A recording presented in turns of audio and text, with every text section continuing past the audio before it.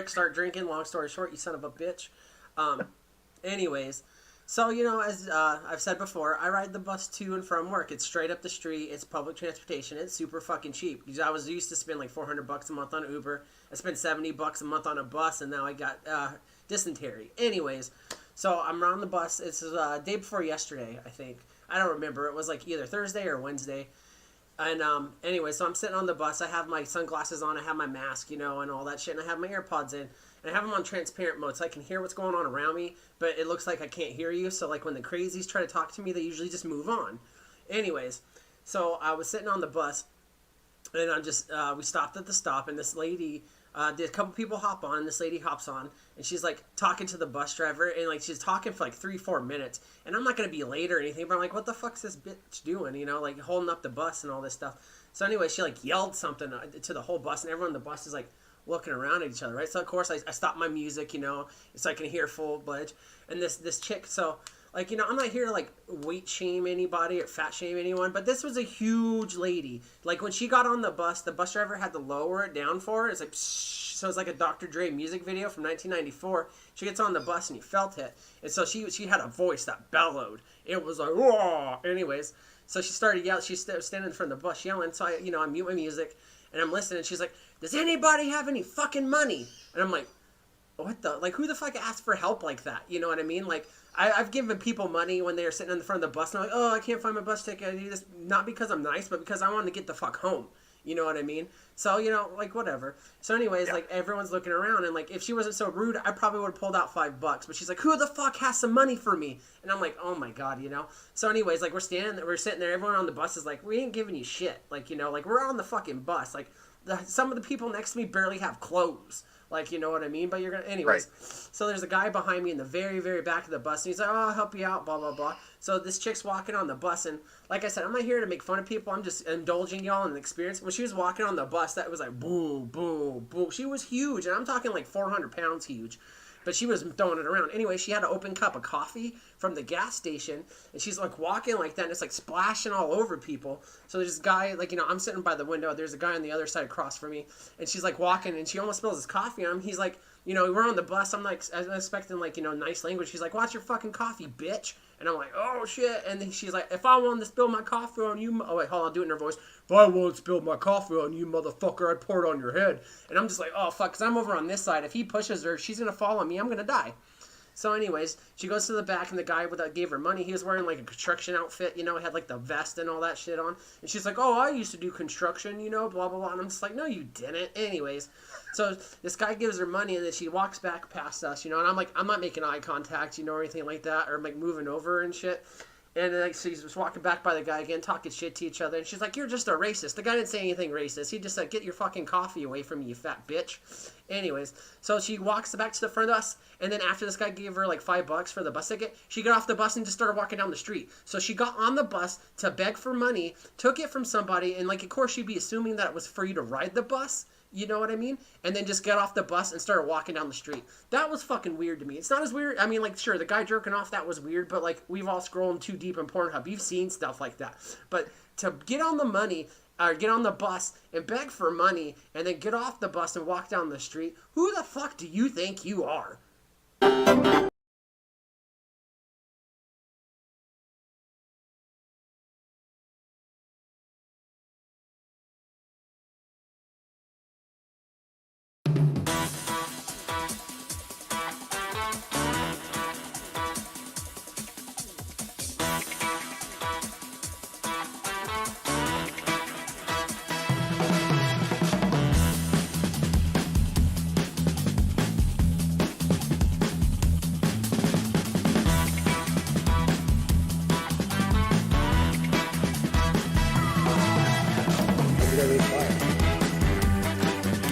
You haven't thrown your hands up yet, so I don't even know if we're started. Hey! Welcome to the Friday Fallout, everybody. I'm a floating head wearing a hat. We Allegedly. Have Geekus getting down over there. He's listening to Sandstorm in his headset. He's not really listening to us. Sorry, who are you again? I listen to Sandstorm at least twice a week, so I'm good. At minimum. See, every He's once in a poisoned. while I'll toss on some Sandstorm in hopes of finding serotonin, but it's not there. We also have Snorkel down in his bunker doing his thing. Like we said about a couple shows back. Nothing's changed in his background. The bed's less well made this time. Less well made. Less bed. well made. So the Excellent green stuff. screen has a wrinkle in it, apparently. Ah, is that what it is? Yeah. Yeah. Of course. And then we have Anthony and a thing that I didn't understand, but I'm just calling him Tool Time Anthony tonight. That's the wrong show. That's the wrong show. I hate it here. But yeah, welcome to the Friday Fallout, everybody. Last tool time standing. Yeah. Oof. And yeah, that's all I'm going to say for the rest of the show. No. So if you guys aren't aware, we actually only have one real segment tonight, and it's got boat parts night, so it's going to be a boat parts for you guys later. But I'll let Anthony explain this, because if you guys didn't realize by now, Anthony plans everything. You know, I show up for the looks. Kika shows up for the correct answers to things, and Snorkel is shallow and pedantic. That's cool. Nailed it. So, yeah, Anthony it lines up perfectly with what we're doing tonight. Ooh. This is beer number 4 since about 8 o'clock, so I'm here for it. It's gonna be one of those kind of shows. I wanted to be nice and lubricated for this evening. Yeah, this is the second tall can for me. Hold on, you gotta gently shake it. You can't move it. Anyways, I like to move it. fuck, I was gonna say something. I totally fucking forgot. Shout out the fucking chat. Yeah, okay. Big Rick's here as yeah, always. No, 4 people. Kentucky Shine was here like 6 hours ago, and he said, yeah, buddies, I'll try to pop in, catch the last bit when I get home. If I don't, I hope everyone has a safe and great Turkey Day. Cheers, fam. Cheers to you, Kentucky. I'm drinking a beer that you would never Already drink. did that. Like I had said, wrong Thanksgiving. We're coming up on correct Thanksgiving. yeah. So does that mean I get 2 Thanksgivings? Then? Yes. Yeah, it's like you got divorced Fantastic. parents and they're both trying to buy your love. I wish I could have Fantastic. experienced that, but apparently everyone around me has been broke. We got Cloudy Flavor in here. He says beer tastes woke, so I think he's drinking coffee. We got, let's see, Big Rick's talking a whole fucking lot more than he should. Let me scroll down. Mr. Great Wombatsky's in the house. Go check out Great Wombatsky on Instagram. He does some cool pictures of some stuffs.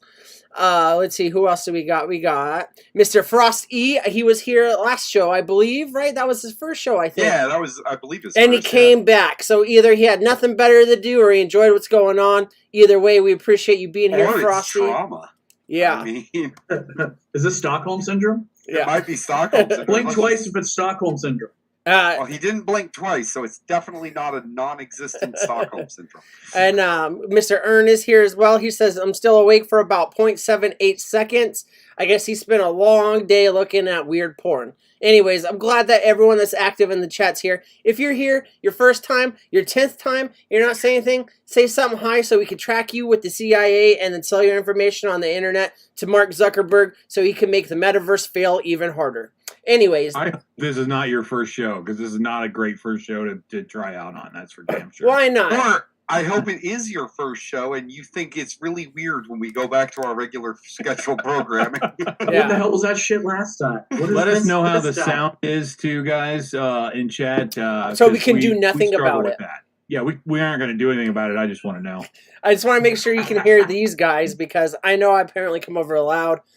Well, last week I did the About your Fallout, or I did the Green Room, and I was so fucking loud on that show because I normally have everything turned all the way up. And on this show, you can barely hear me, so I don't know what's going on. Well, to be fair, and this isn't a dig, To be but fair. you were the most energized fair. on a To be show fair. full of a bunch of stoners. You were the most energized person there. So Oh yeah, You we were don't wanna talk very about that. energetic, and it was not. no, it's not a bad thing. That's just the vibe. You know, it's the green room. It's the shed heads. You know, that's what goes on. Anthony was like, "Oh, I have a plot. I'm ready to go," and it's like when those movies from the 90s where it's like the teacher moved from Minnesota to go teach a bunch of inner city kids how to do stuff, but instead of stabbing each other, they were just really high. Yeah, I guess, yeah, so that makes me Michelle Pfeiffer, which is fine, I guess. That's Hey, cool. you know what? Carry on. Can you do that cross-leg thing? That's the same chick, right? They're all the same to me. Oh, Jesus. There, yeah. Even Matthew Perry did one of those movies, I think. Pivot! That's Pivot! not a chick. So yeah, Put it down. Chad, as long as you guys enjoy the animation videos, I'm going to keep doing those. But anyway, let's talk about what's going on tonight. So here's the deal. I get a little nostalgic. I have to go back through videos sometimes to look for Vandal rants so that I can have something for long story short animations.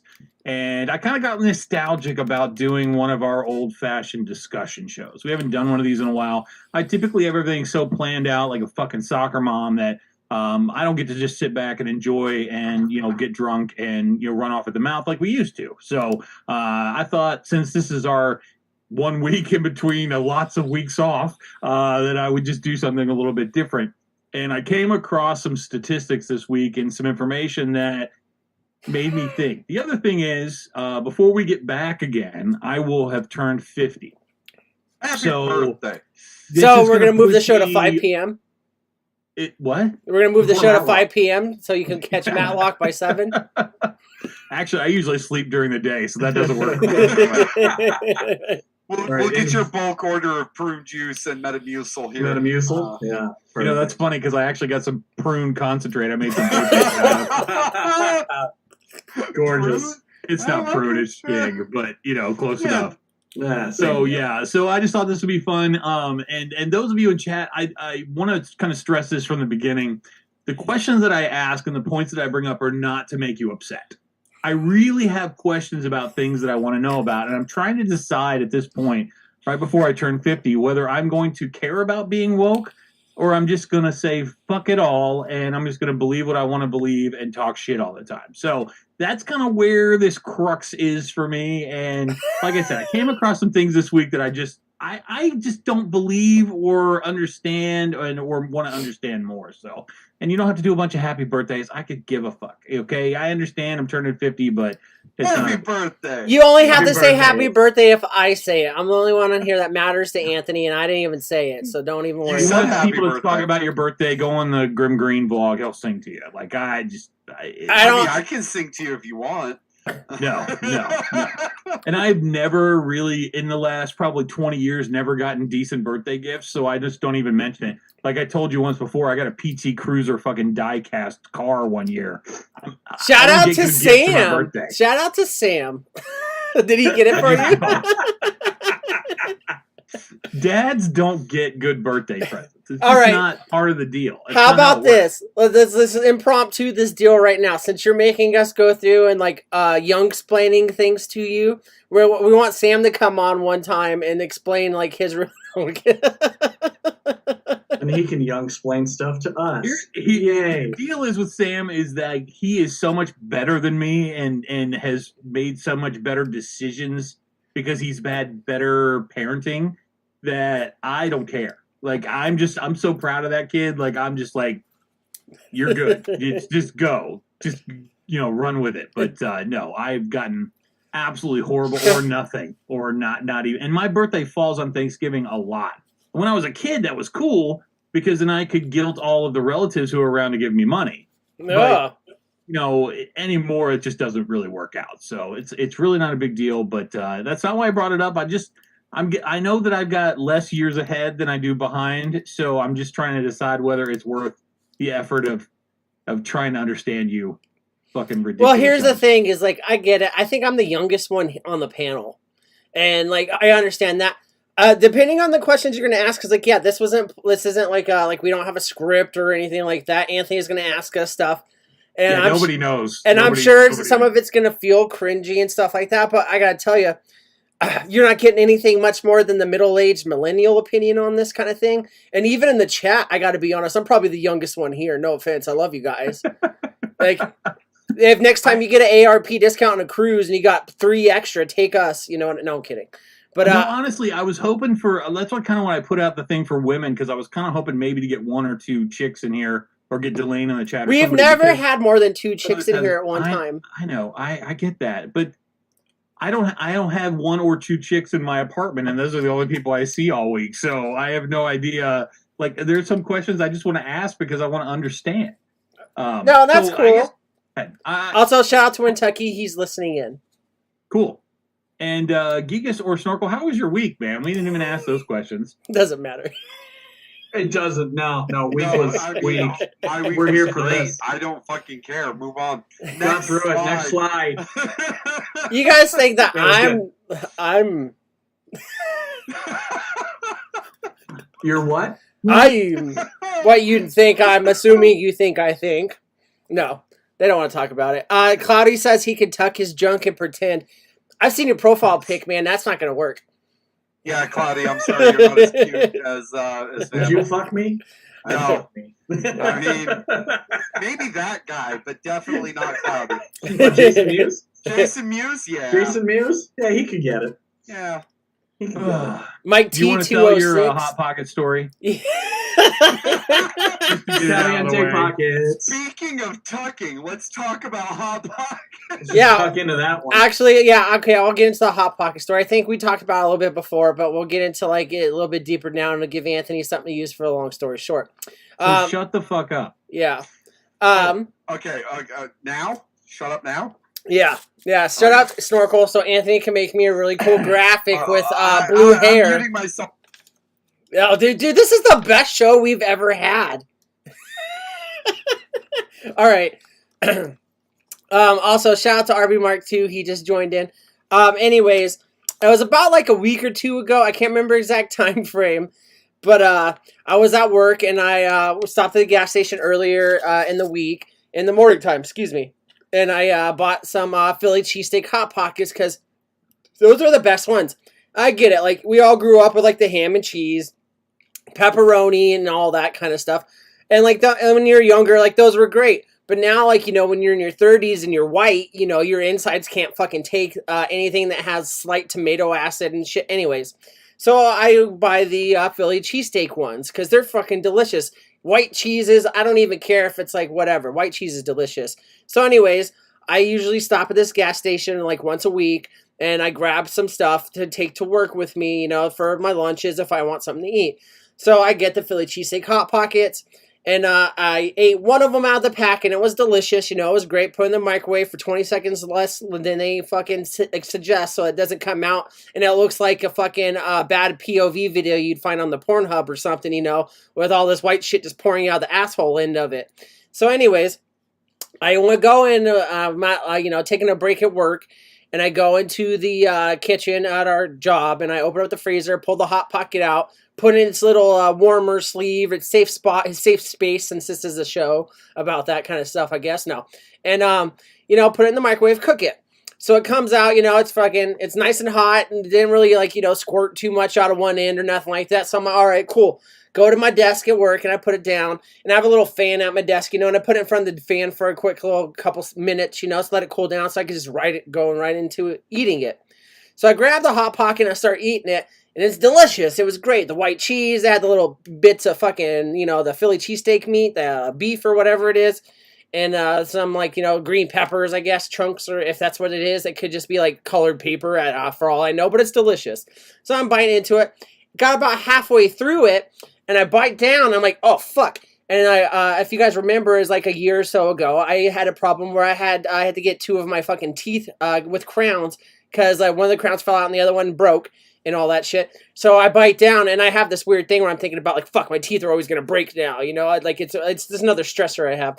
So I'm like, fuck, you know, I'm chewing, and I feel that crunch, and I go, and I spit it out, and I'm like, feeling my tongue, I'm like, okay. You know, my teeth are okay. You know, I'm like, all right, cool. The crown didn't fall off. My teeth didn't implode or anything like that. And I'm like, all right. So I spit it out, and I look down, and there's this chunk of this black, like, it looks like almost like burnt plastic, kind of char kind of thing or whatever. So I grab it, you know, and I'm like, okay, cool. Because, like, you know, this shit's made in a factory. You know what I mean? They got a bunch of Consuela ladies, older ladies and shit putting this stuff together and all that shit.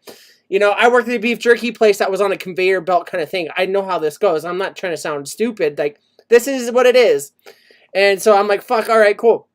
So I grab it and I try to squeeze on the black chunk of, like, burnt whatever it is, thinking, you know, maybe it's like a piece of crust or something's going to fall apart or it's going to crumble. Nah, this motherfucker is solid. Like, I'm thinking this might be just like some burnt plastic or something like that. So I grab it and I have a notepad next to my desk and I start scraping it on the paper, and it's not like coming off like you know, like wood or like something that's charred wood, you know, it leaves that little residue of dust or whatever. So I'm like, fuck, dude, I think there's like fucking a chunk of plastic in my Hot Pocket. And like I said, at the beef beef jerky place, I worked on the machine that, like, you know, filled up the bags with the product and all this stuff, and then goes on a conveyor belt. And the people that were next to me, you know, they did the thing where they feed it right off the line in their hands. So I'm thinking to myself, man, the trunk of the plastic machinery is in my fucking Hot Pocket. At first, you know, being, you know, your average white guy named Christopher, I'm like, I'm about to sue and make $1 bajillion, you know. I'm like, haha. No, but I'm like, all right, cool. But I love these Hot Pockets. So I tried to send them an email. Not an email, but I go to their website. And they have a thing where you can, like, lodge a complaint or let them know what's going on.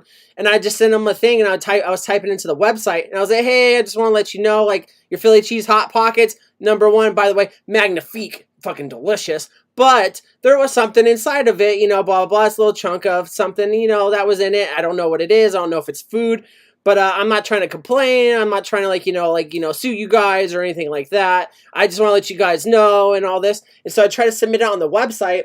And I always copy everything I type in on my computer, because a lot of times websites and stuff like that, especially they either don't send or doesn't go through or something like that. I've learned that working, you know, doing a lot of stuff on social media. And so I go to hit send on the website, and the website crashed every fucking time I tried to send it. And I'm like, you know, like, I'm not trying to talk shit about Hot Pocket people. Nestle, I guess it is. So actually, yeah, fuck Nestle. Anyway, we'll get into that later. So I was like, all right, they don't want my, you know, my information's not going through. It's not working. I did this like 10 times, right? Trying to do it. And so I'm trying to contact them, and they have they're like, oh, let us know on live chat. So I tried to find the live chat. There's no fucking link for a live chat anywhere.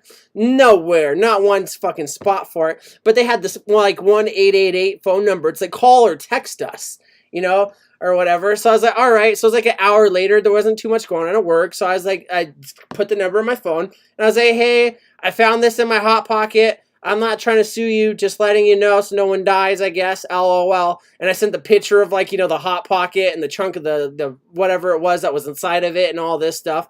And, like, 4 hours later, I finally get a text back from that number. Hello, this is so-and-so with Hot Pockets. We're sorry that you went through this. What's going on? And I can actually read it to you real quick, because I have it saved in my phone. And, right here, I was like, hello, I found something in my Hot Pocket while eating it. That's what I said to them, you know. And they're like, hi, my name is Sabrina. Thank you for contacting us. We're sorry to hear that you had this situation. Can you tell us more about what happened? Can you send us a photo of it? And I was like, hello, Sabrina, capital, what the fuck, exclamation point. You know, because, like, you got to find the right place to put an exclamation point in the professional world when you're sending emails and shit. So it's always the first sentence to me, get out of the way, and then the rest of the message is usually fuck you. Anyways, so I was like, so this morning I got into work, made a Philly cheesesteak Hot Pocket. About halfway through, I bit down. There was something really hard in the bite, so I spit it out, and there's a black chunk of something. Here are pics of it as well as the package, because they want, like, you know, the batch date and the number and all that shit. So you guys will see it on here, but, like, I sent her the picture of it and all that shit, you know. And she's like, thanks for the additional information. Without actually seeing the product, this sounds like scorched particles we send in the sandwiches through very hot ovens with the crispy batter and seasoning, which might give a burnt appearance. The matter that you found was most likely crust burned during the baking process. These burnt pieces of crust are similar to the black discoloration found when the toast is burned. Not to worry, though. Weed continued, because, like, they broke it up in, like, sections, and then there was nothing after that. And it's like, may I have the manufacturing code and including the best before date and all that? So I sent pictures of the box. I didn't want to type it all out, you know. I'm lazy. And they're like, oh, thank you for your patience and picture. We'd love to make this up to you by sending your complimentary coupons. You can expect your coupons within 3 weeks. If there's anything else, reach out to us Monday through Friday, blah, blah, blah. Have a great day. And so, if you guys remember, I said I tried to message them on the website, and it didn't work, right? Like, nothing went through. And then with the text message, I just sent them directly, like, yo, there was something in my Hot Pocket. You know, I didn't have a name. I didn't do any of that shit. And then so they were like, and so I responded to it, and I didn't realize. I was like, how am I supposed to get coupons if you don't have my address? LOL, thanks anyways. You know, like, I'm not mad. I didn't really want anything for free. And they're like, we have your information from the email you sent us reporting the same issue. Please confirm everything is correct. And then my name with a Mr. in front of it. Never seen that before. You know, and then my address and my phone number. And I was like, oh, I didn't know that actually went through. The website kept freezing on me. My apologies. I appreciate the offer, but I didn't want to get anything extra or free from you guys. Just want to share what happened because I love your Philly cheesesteak hot pockets and feel you guys should know in case it was anything bigger. Thank you though. They're like, you're welcome. Yes, Christopher. The email came through. You should have received a confirmation email. I didn't. And it doesn't go through to your spam box, blah, blah, blah. Feel free to contact us. And I thought that was the end of it. Because I really didn't want to, I'm not going to, I made the joke, I'm going to sue him, but I didn't want to sue him or anything like that, and all this shit. And I don't want coupons. I'm like, well, I don't want 10 cents off my next Hot Pocket, you know what I mean? I don't even ask for a veteran's discount, and I went overseas, and all that shit. It's kind of embarrassing to me, and personally, if anyone out there uses that shit, go for it, but me personally. So anyways, today I go out to the mailbox to check the mail. And you guys have seen like Willy Wonka, and the Charlie and Chocolate Factory and shit like that. Motherfucking Hot Pocket sent me a thank you note for reaching out to him. I mean, granted, it's a flyer thing, so apparently this happens a lot, I'm guessing, or whatever. And then they sent me 3 motherfucking golden tickets to the Hot Pocket Factory. So I'm about to go fall in some ham and cheese, y'all, and some Oompa Loompas are going to come out and Hot Pocket me to death and cover me with fucking cheese and shit. No. So I get 2 free packs of 8-pack Hot Pockets and like $5 off my next Hot Pocket order. I mean, I don't know where I'm going to order Hot Pockets. Like, what do I do? Do I take this to the gas station? Like, yo, I'm embarrassing. Guess what? These $6 Hot Pockets, they're on the house, baby. What are you doing later, Brenda? You and your 3 teeth at a Terriblestown casino, you fucking meth bitch. Anyways, so that was my Hot Pocket story. And you can unmute now, Snorkel. So you're going to go to Pahrump to fill these out, right? You're gonna go get these in Pahrump. I'm actually thinking that because these don't have like it does have a name on it. Never mind. Yeah, Mr. Christopher, and all that shit. Mr. Christopher Vandal. Yeah, so I'm sure it says Mr. Christopher Vandal on your parole information, but I was thinking about just donating these to like there's this charity I used to give to. They do this thing for kids in high school where they give them clothes and shit. And if it didn't have my name on it, I was like, here, go get these poor kids some Hot Pockets. But yeah, so I would assume for me, growing up and being your age, I would never have even sent anything to a company about that. Like, I would think that would be something that somebody older would do, that has nothing else to do besides, complain. Because I always thought that's what those sites were designed for, give old people somewhere to gripe. Like, that was the whole purpose behind that shit. So that's probably why they made up these little flyer things and all that shit to appease these old people who are just looking for free shit through the mail. I'm sure that wasn't your, well, that's that's the whole thing is like, you're absolutely right though, to a degree on like kind of the aspect of what you're saying. It's like, before I would have just thrown it in the trash and not eat Hot Pockets again for 6 months. You know what I mean? But for some reason, and like, I don't work in customer service. I work behind, Instagram pages, Facebook pages and stuff like this. But then again, it's always good to know because we manufacture products. If something's wrong with your product, and I'm so fucking old and fucking white now that I'm like, hey, buckaroo, I just want to let you know, pal, like, this is something, and shit like that. I liked Cloudy's comment because that actually would be a much better use for those. Cloudy says, yeah, I'm going to hang out around the parking lot trying to pull chicks with those tickets. The worst part is, Cloudy, the gas station I get those at is probably the best place to do that because it's right next to Sunset Park because it's right next to my old apartments because we moved on the other side of town now, but I still get dropped off over there in the morning to take the same I'd take Ubers now because the bus is just too much. Like, anyways, and it's right next to like the old apartments just live in where all those bums and shit live. And like, I'll save it for another show, I guess. But like, a homeless guy tried like fist fight me yesterday night. Yesterday night was fucking crazy too. But I don't know if I should drop 2 long story shorts on you guys in one night. We can get to it next time. But yeah, so like it like that area would have been the best place. Like, it's all the homeless people and the vagrants that live around that area. So if I would have walked to Sunset Park and all these guys are hungry and they're fucking freezing now because it's like 40 degrees in the desert, I'd be like, sounds like a video, like smells like a bathroom blowjob there, Billy. Oh, you moved here from Alabama in 1998? You still living at the park? You want a hot meal? All right. I love that part of his message too was that, I really love your product. It's delicious. And both Snorkel and I are just going, have you guys tried the Philly cheesesteak hot doesn't pocket? matter. There's shit like people that Diarrhea cook food for themselves and make their own dishes. The worst Dude, part is, I guarantee trash. you, Yeah, thank I guarantee you both that my diet has got to be 10 million times better than you guys, and you're hating on my one guilty pleasure. Dude, you I'm not told hating on me him. about Not you told Geekus, me not about Geekus. eating like 10 pounds of fucking bullshit snacks that somebody sent. But on those lines, before I forget, I saw something this week that I thought might be fun for the Fallout to do.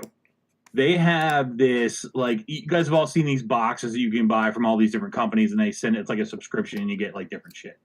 Well, this particular one, it's only like they start at $15 a month, and it's snacks from like around the world.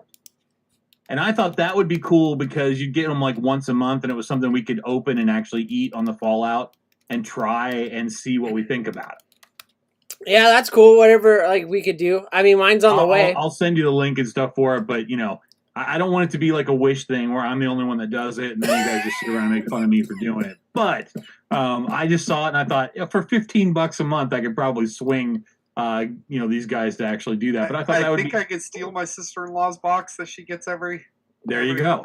I've seen those ones too. They got like the weird ramen from like Japan, and it's got anime Oh, hell titties on it and shit They like got that. the best Kit Kats you can. They had my like God. shrimp chips and stuff in them. I'm like, it's worth a shot. We'll see what that tastes like. I you know? hate seafood, but for the show, I'll eat shit like that. But Yeah, Cloudy had a good point. He said, "Sounds like you'll find another type of cheesy hot pocket." So yeah. I just love that you gave him the whole story. Like, I got to work in the morning and I put in a Philly cheesesteak hot pocket. I just Which is- feel like so like when, that's a normal. Like for breakfast, how about a Philly cheesesteak hot pocket? That sounds like something. to Vandal went start the day. full boomer. He well, went it's not even the full boomer thing, and maybe it is boomer. I'm just too old to realize it. But I'm starting to realize more that when you talk with these kind of people, instead of just being like a straight up Karen, like your hair's blue, my coffee's not what I want, and throwing it on them. You know what I mean? It's like I try to make it a little bit fun. So you're absolutely right. I'm like those insurance commercials now. It's like we can't stop you from turning into your parents. Well, guess what? I'm not turning to my mom because I don't have the 82 dicks in my ass. But I am like an old nice person that's like over here, like, oh yeah, like anyways, you know. I haven't even Dark gotten Horse, into any of the topics of 79 is discussion, listening. and we've already driven down this road. Are you okay, Geekus? I noticed you're a little set back there. Geekus so. has the Oh, yeah, best no, I'm life just- out of anyone here, so it's hard for him to relate. I'm just getting comfy. He has good parents. He has free health care. He's Gucci. He doesn't live in America. He I don't- doesn't I live don't- here. I don't have any frames of references. Sorry, boys. I'm just. Yeah, Geekus He is only like has one time I went to 79 Timmy's dicks, and they gave me 91. 16 donut holes instead of the 14 I ordered. It was terrible. Yeah. First of all, they're called Timbits up here. He has poutine. He seems to think Caesars are good. Caesars are so delicious. Sorry, dude. Clam juice. Are you- No. I don't even know what you guys are Clam talking and tomato. Caesars are like Clam the and version of Canadian Bloody Marys, but they add a little They bit of have extra clam stuff. juice. We Clam have tomato. clam juice. It's called clamato, and it's amazing. Clamato. It's disgusting. What did I say? I like It's Clamato. How is that different? I like Clamato because it's easy on my old white Not like white this. guy belly. Not like this. Not like this. Anthony's having to agree with me. Yeah. This is where this is what As happens soon when as we don't Anthony plan it agreed wrong with today, I Snorkel, can we tell you lost that. 8 viewers. We only had 7, so what the fuck? Hey, we're working with 12 right now. If you don't count me, like I even mentioned this a couple of weeks ago on another show. I'm like, trying to get in edgewise on this show to even say anything is fucking difficult. Other shows are just like these long fucking pauses. Long pauses, like, Nobody's this is talking. You know, It was- nobody's talking, and I feel bad. I'm like, I keep talking in these pauses because I'm used to somebody stops talking and I got to start. Like, you there's gotta get in. time that I have an opportunity to get in. it's funny because like speaking of like when you were on the green room last week doing the show or whatever, they were like Frames was like, yeah, maybe we can get some of the Fallout guys on here for the next time you come on here and do the show. And I was like, no fucking way. I was like, there's no fucking way. Oh, Anthony I mean- would have an aneurysm. I mean, don't get me wrong. Like, you know what we could do? I'm not, and that's not like a bad thing. What I'm saying is like, they are like, you know, they're like, you know, chill, go with the flow. Yeah, this is really cool. Me, Snorkel are just like, and Geekus is like, yeah, this is cool. And then Anthony's usually filling in, and like, I don't think that it just. Nobody over It's there like wants, giving a diabetic a Red Bull, like triple XL size. You know what I mean? nobody wants that over there. It sounds like a good idea in theory. Yeah. On In paper, practice. I know. until they meet us. And you know what? I'm Yeah. not mad about it. I know he was saying it just to be nice. Well, I think they want to do like a Family Feud style kind of game night where it would be the fallout against the green room, It would be the Fallout takes over the green room. It would be which the is Green exactly Room what would happen. Like versus I would Geekus. have games planned, but I just wouldn't get to play any of them. That's just how the fucking night would go. That's exactly what would happen. I mean, you could just do that here. Yeah. Big Rick I says don't he know. Big Rick says he makes up 3 viewers. Well, at least he said it. Yeah, but we're not judging by weight, Big Rick. We understand. Ah. It's quality, not quantity, Big Rick. Quality. Quality. You count for 3 quality viewers. If we're going by weight, then we have 6 to 7 people on this panel. So Yeah. I'm going with 8. believe me, I am a boy band all in of myself. So it's I swallowed at least half a boy band just getting here. Excuse me? You heard what I said. Listen, O-Town was in town, and Now I know why needed a place Geekus. to crash. Yeah, now I know why Geekus didn't want to match you with the flannel anymore. It's too fucking hot in here. I'm just channeling my inner lesbian. It's fine. clothes. Nobody wants that. And it's funny, Vandal. I think if you check the ingredients, I'm not 100% sure, but I bet those are liver in those Hot Pockets. And All right, hold on. I'll look it up. only because Steakums, that is liver, and that has Nope. the same kind of consistency as what's in those Hot Pockets. So It's I'm trying to saying, remember. yeah. Oh, yeah, But then Philly again, cheese. there's pieces of over 100 cows in one McDonald's burger, so I mean, who hey, whatever. knows what's Let's in All it? get right, on Philly up. cheesesteak Hot Pocket ingredients.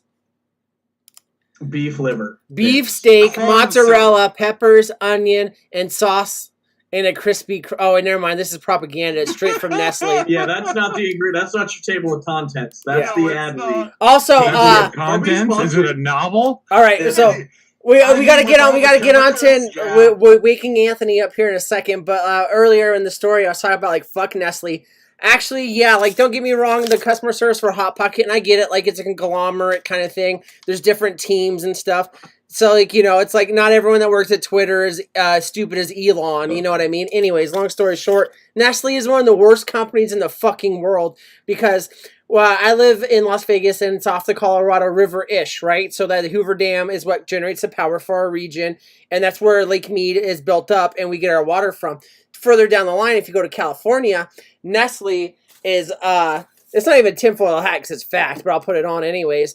Nestle just fucking draws all the water out of the Colorado River in California for free and then sells it back to you, and has also been proven scientifically to be causing droughts in the California area, and they're just like, haha, fuck you. So actually, like, like whoever was it, Esmeralda or whatever that messaged me back, I appreciate you doing like what you did for me through the Hot Pockets thing. But long story short, Nestle is basically one of the worst companies ever.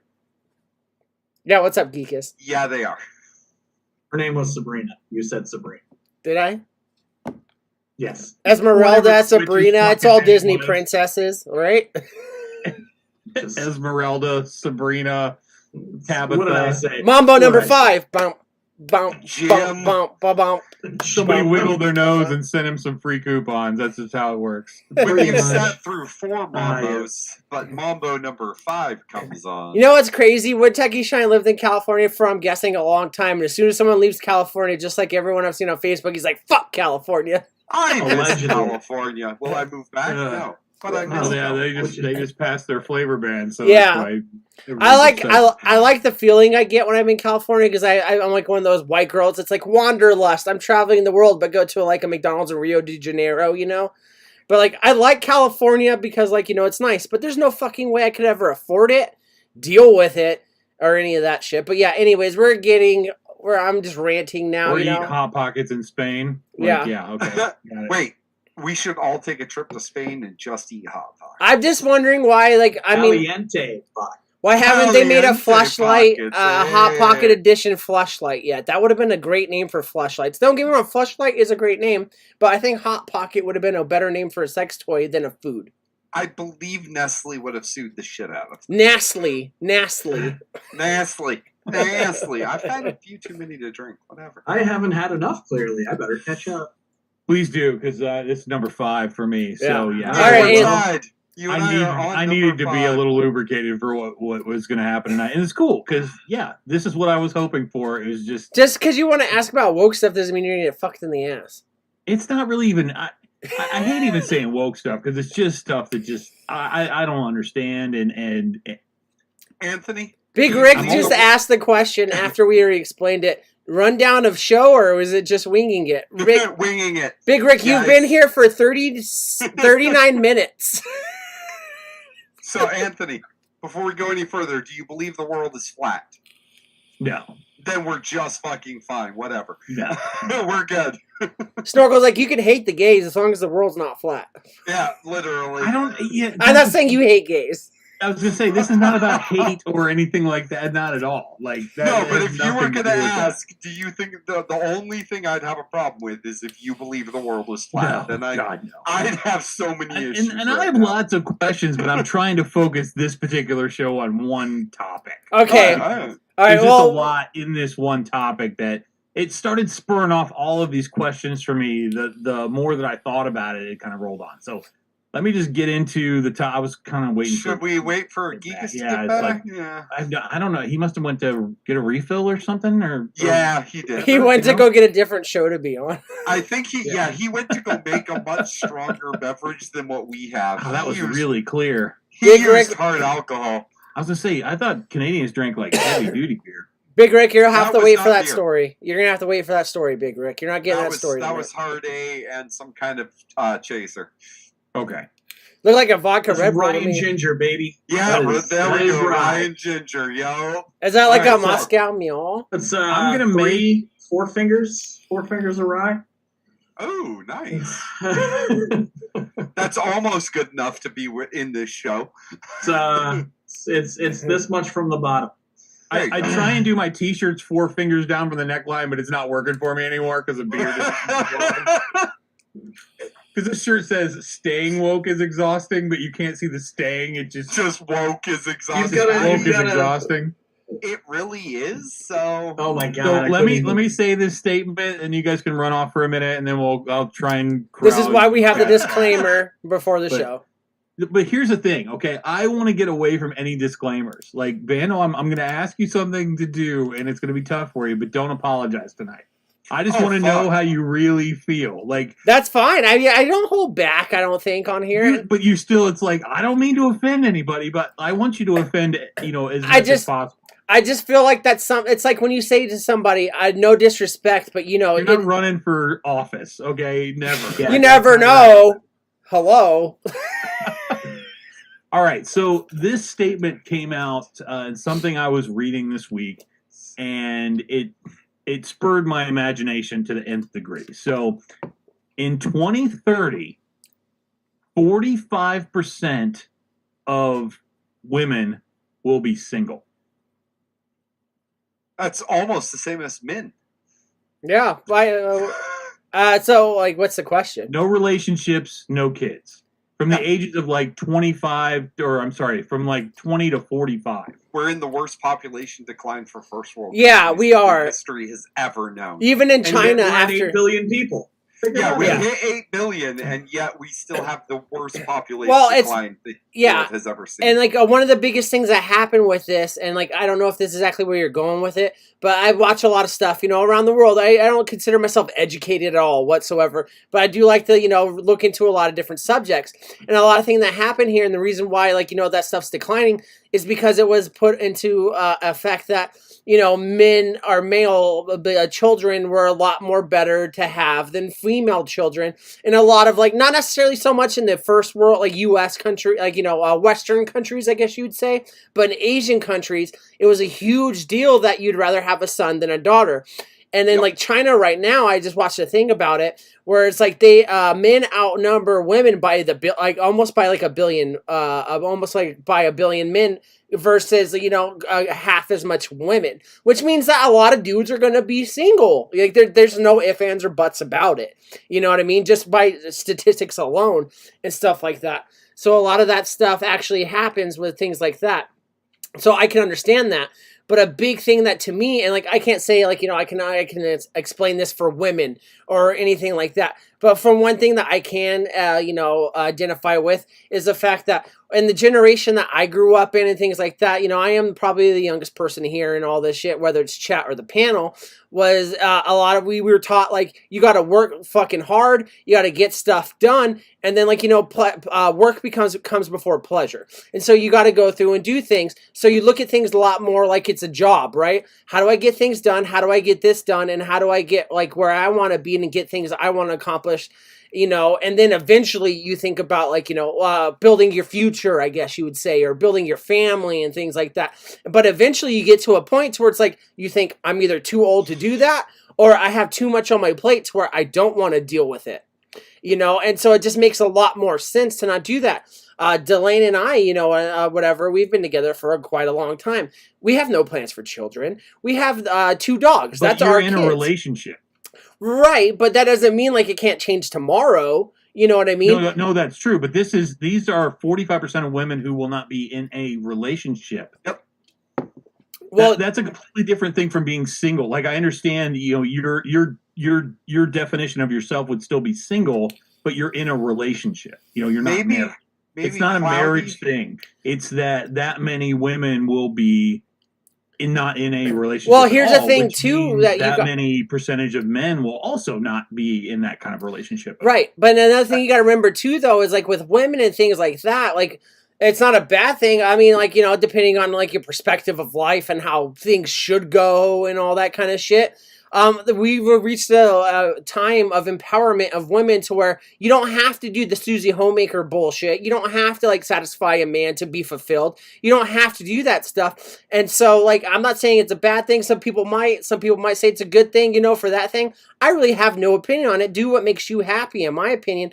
But we've come to the point in society to where we are all individuals and we realize that we all do things our individual way. Because like if you look at things, and I see this around me, and I'm not going to drop names of this stuff, but you see like when you look at these older couples and these older relationships, people stuck with it because either they had kids and that's what they thought was the right thing to do and they had to be around, or because that's what like, grandma taught them, or that's what mom taught them. It's like, you have to be in a marriage. It's not going to be great 99% of the time, but the one time he buys you socks for Christmas, it's worth it.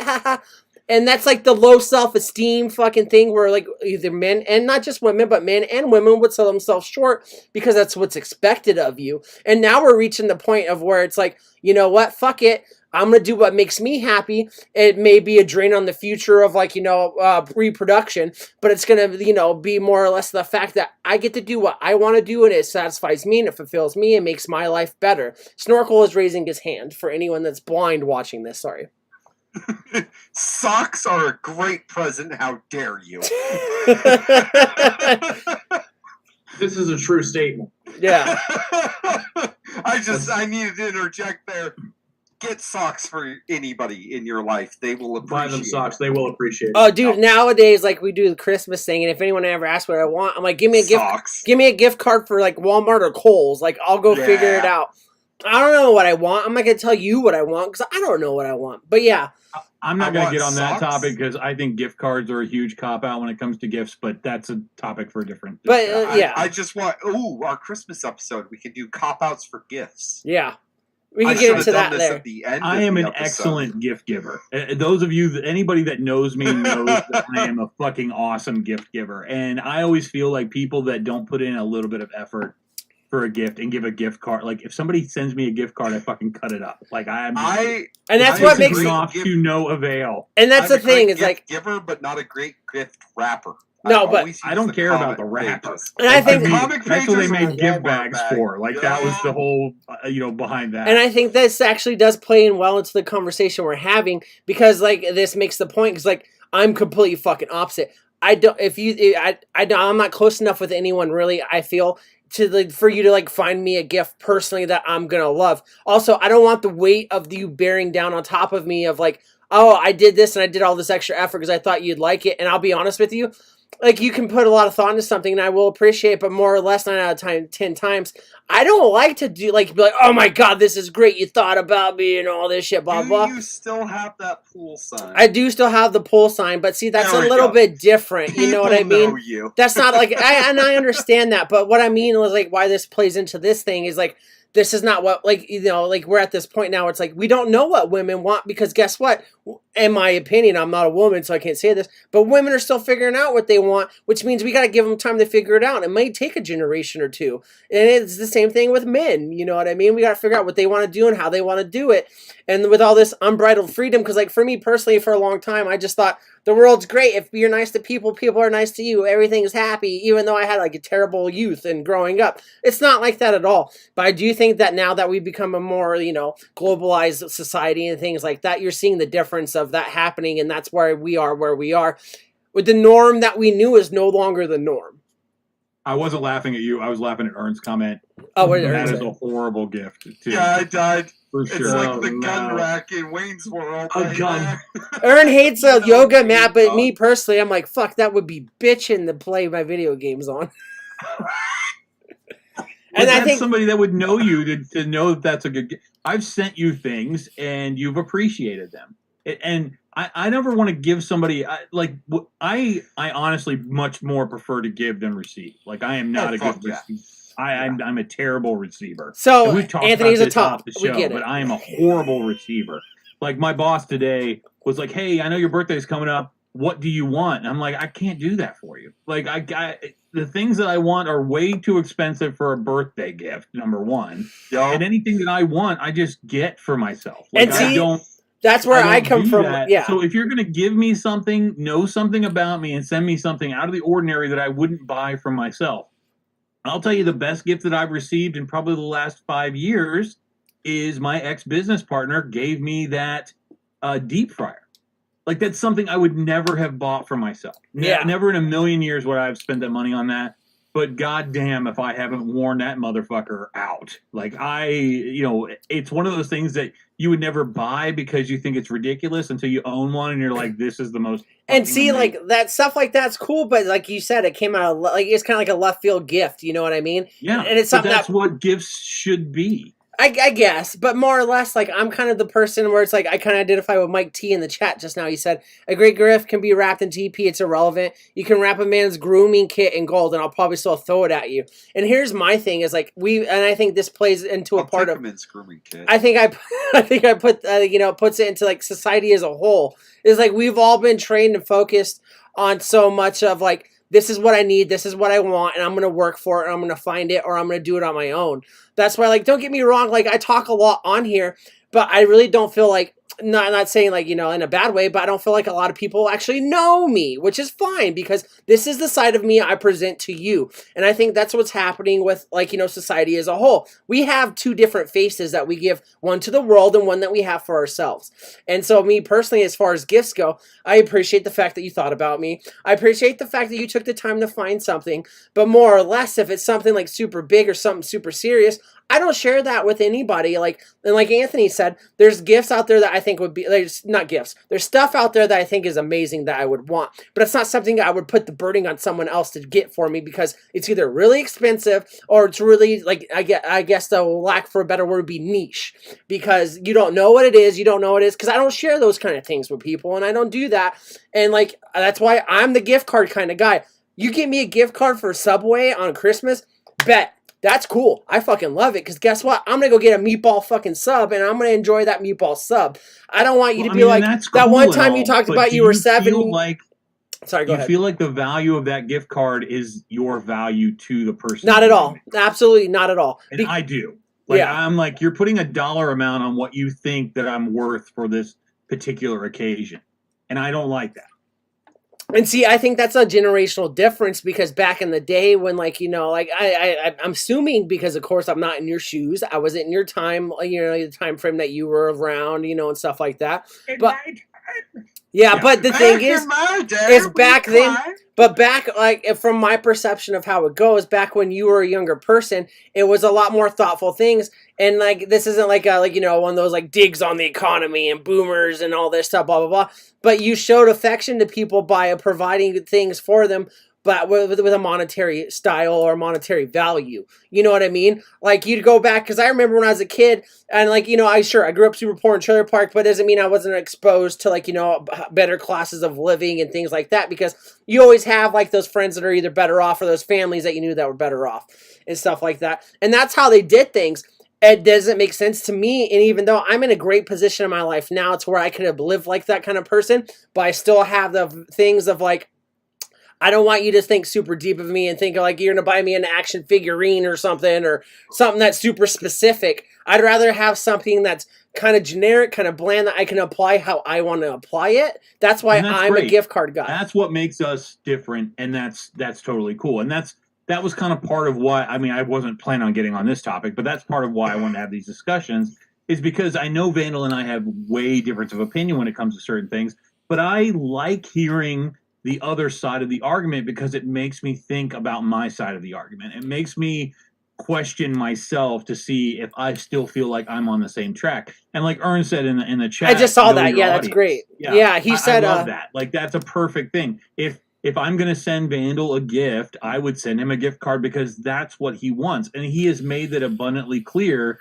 that that's the type of gift that he likes. But I'm the kind of person that when I give gifts, they are from the heart, and it's because I heard you mention something about this, or, Geek has said, hey, I enjoy these types of things. So I get him something off the wall that's like, wow, this is unique. This is something I've never seen before. It would be like me sending you one of those, like sending Vandal one of those El Camino wire art things that I showed you guys a couple episodes ago. That's Those something were that he sick. would never buy for himself. But when he opened it, he would laugh and enjoy it, and every time he looked at it, he would it would be a little bit of joy that went along with that. Taking a Subway gift card in one time, every time you pass a Subway, you're not going to think, oh yeah, I remember that one time that somebody sent me a gift card for Subway.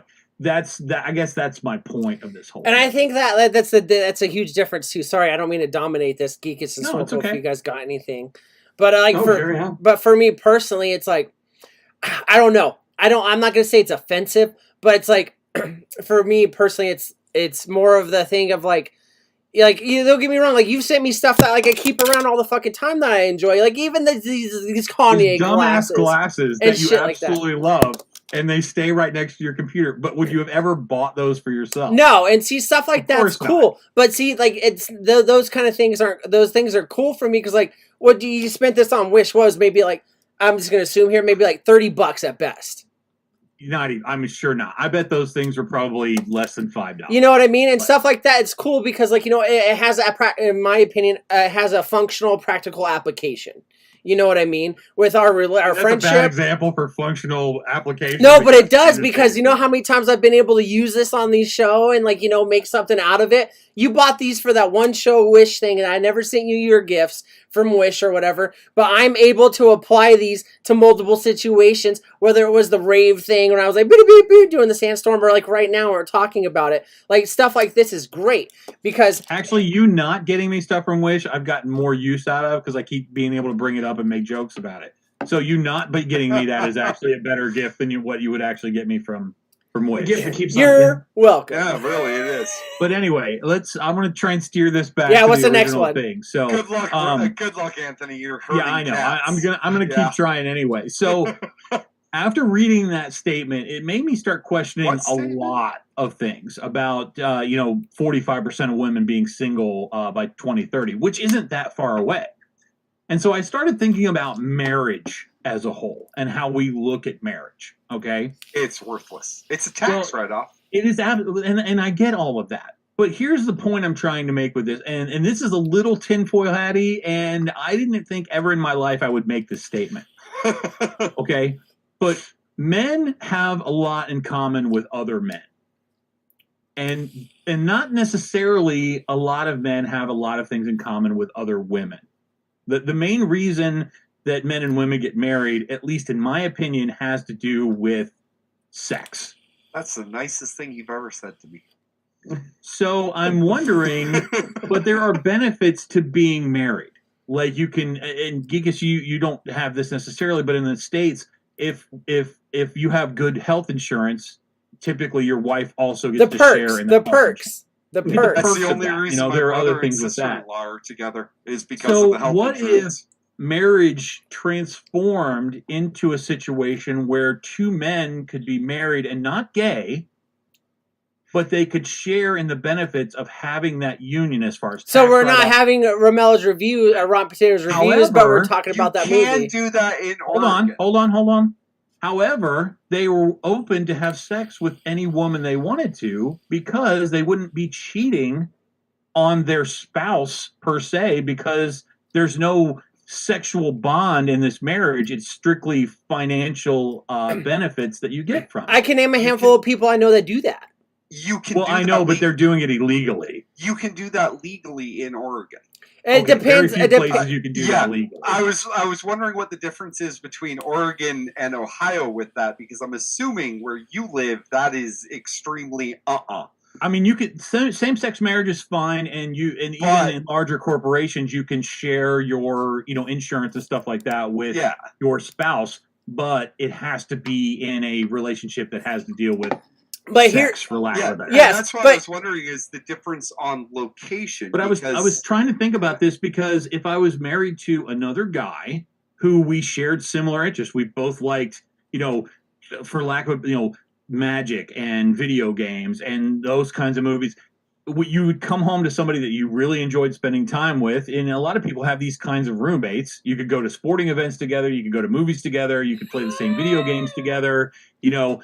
You could share in a joined God income. damn it, Ern. Yeah. Sorry, Anthony. That's fine. That's all right. I knew this wasn't going to be easy No. to get through. and like But here's it was just one of these thoughts that came into my mind. And same thing for women. yeah, you but know, it Two women could be married and share in that situation. And I think that might alleviate a lot of the concerns as far as, the financial side of things and all of that. Here's the big thing about it, and like I think this is a big point that needs to be made. Like you anybody can, like to a degree, anybody can get married, right? And the law says that That's you're not necessarily true, because there's consummation that has to happen for marriage. That's a part of. legally, Yes, legally, in legally, some legally. states. Okay, I'm It- speaking in legal situations. right, in right, some right, right, right, right, states, right. Which that's is perfect. Which 100% is true still. perfect for what I'm getting into. Is think about it like this, okay? So like you're used to this whole, like a lot of people are used to this whole binary thing of men and women getting married and being together and then providing these certain things for stuff. But how many people, and like I can't assume, but I'm gonna throw it out there and you can correct me if I'm wrong. But people get married that are in a loveless marriage, but because it's the standard and it's a norm, it's what's accepted. But you think Looking about at it my like this: mom and what? all of her marriages? Why can't yes? And why a guy and a woman get married, and like I know this firsthand. I'm kind of experiencing this right now. I'm not going to get into too much detail. Where you'll see a man and a woman that are married or whatever, blah blah blah. But there's no fucking love there. You know what I mean? Like it's more of like the functionality of it. Whether like someone got someone pregnant and you guys had kids, so you did it for the kids, which you're not doing it for the kids. You're doing it because you think it's for the kids and you're worried about what other people might think. My opinion.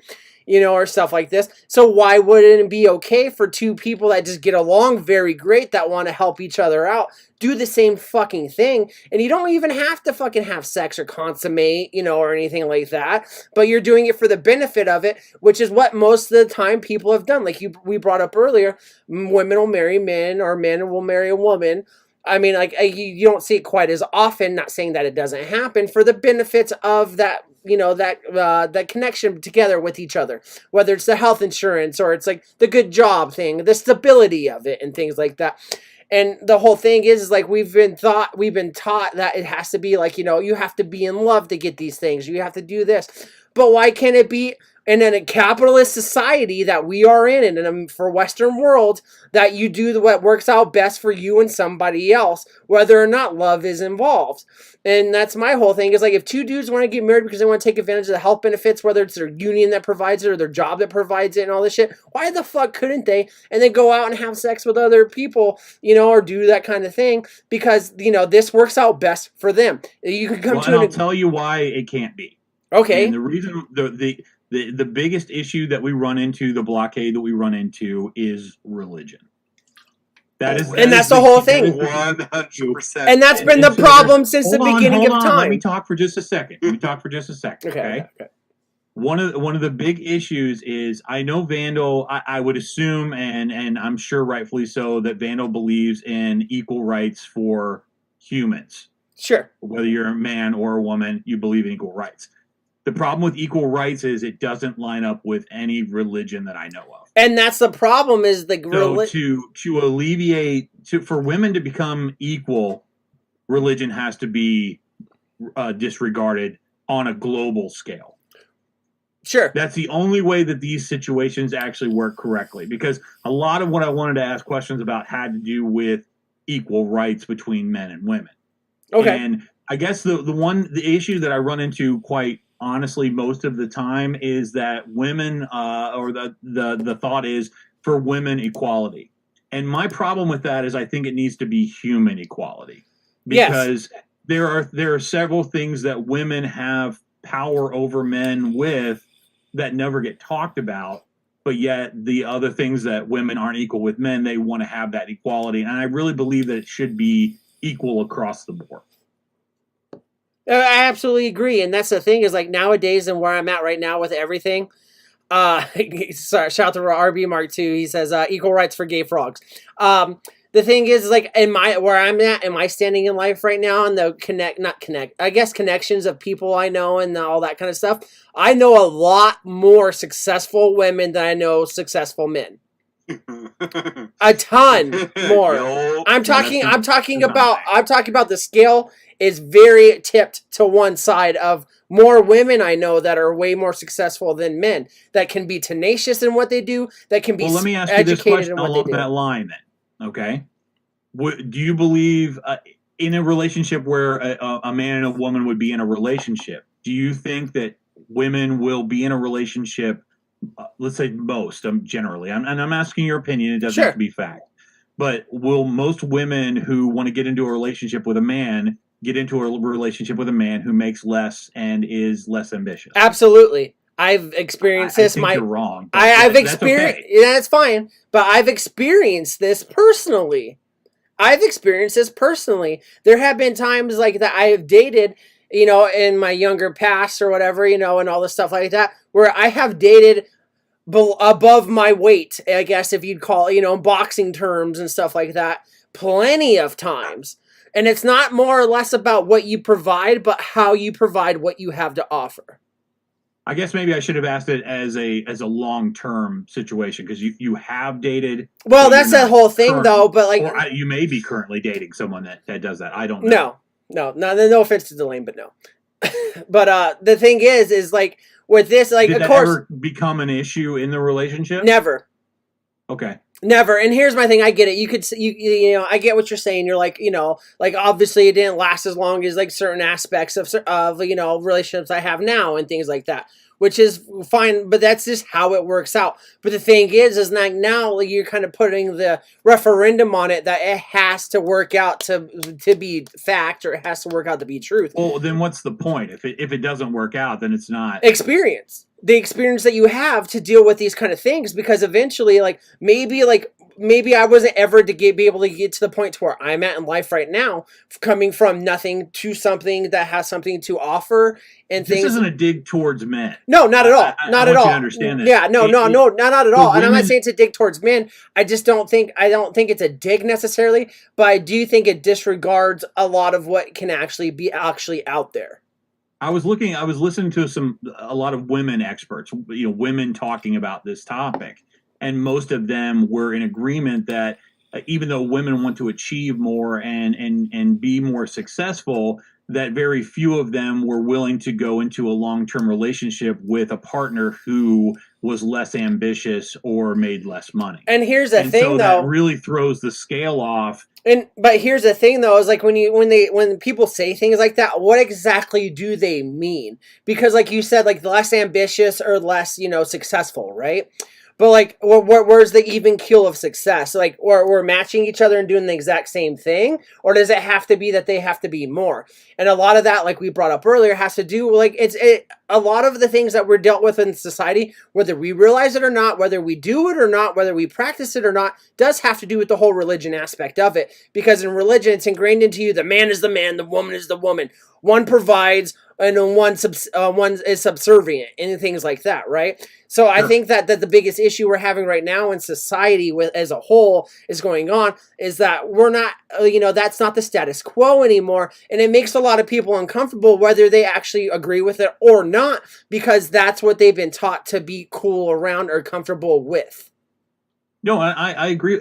Like I said, I don't want, this wasn't to cause argument. Oh, not at all. I want to know what your opinions are. Yeah, like and here's the thing. I want to say this real fast. Sure. Argument is not a bad word, and a lot of people will think that arguments are not a bad thing. Argument, like, don't get me wrong. If I started like tripping out, like, "Fuck you, Anthony, you stupid piece of shit," that's where it gets bad.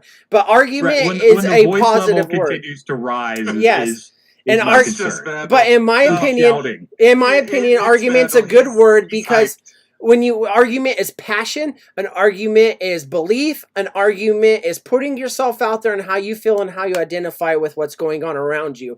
And here's the thing is, like, you have to respect that, because not everyone's going to come out with the right answer. No one's going to come out with the same fucking answer either. And here's the thing: if you can converse about things and it never is passionate, you're not going anywhere with anything.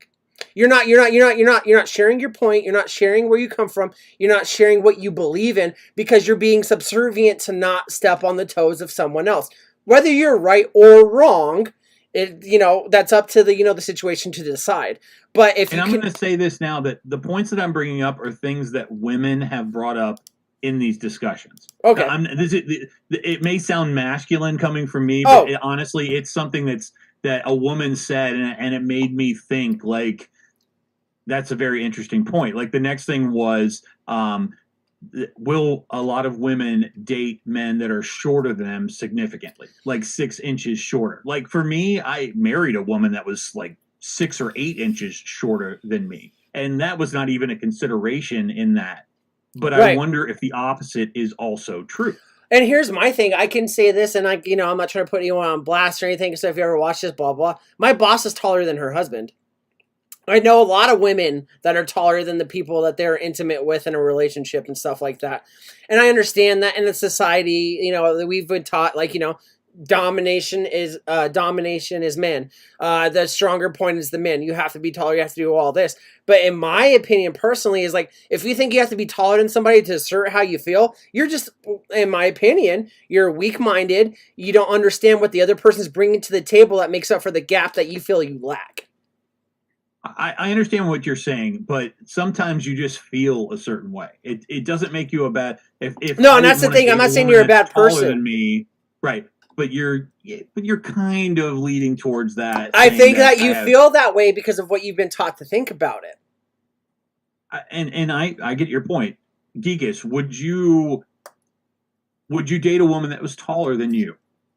Yeah, I have no problem with that. Okay, fair enough. It's actually one of my again, no one asked, but it's actually one of my fantasies. The climb a chick that's taller than Easy does it, Lady Dimitrescu. No, and that's cool. I just don't know, and that's the thing. Without having some kind of I know comments after the fact. But I'm wondering how many women would say that, yeah, I would date a guy that was 6 inches shorter than me. I've seen it a lot. I don't know. I've seen it a lot. A lady that was 2 inches taller than me, and I'm 6'4". And it was probably the best sure. that I ever had. And 2 inches is negligible, At 6'8", though. I'm only 6'4". She was 6'6". She put on heels. She was 6'9". It was I don't hate this. But then I mean, she carried snorkel over the threshold. And I get that. Yeah, but she did. Sorry, Anthony. What were you saying, Anthony? No, I was trying to think of situations that were extreme, like a WNBA star, dating Vandal. I would be down with that though. I know. That's not a I'm problem. saying. I'm right, and I'm not saying that you would have an issue with that, but would she have an issue with that? Oh, probably. Thank Maybe. you, RB, for getting that song stuck in my head because Yeah, thanks, I remember thanks. that. I can't go Thanks, for that. thanks Hall for and Oates? No, nobody else. Cool. No.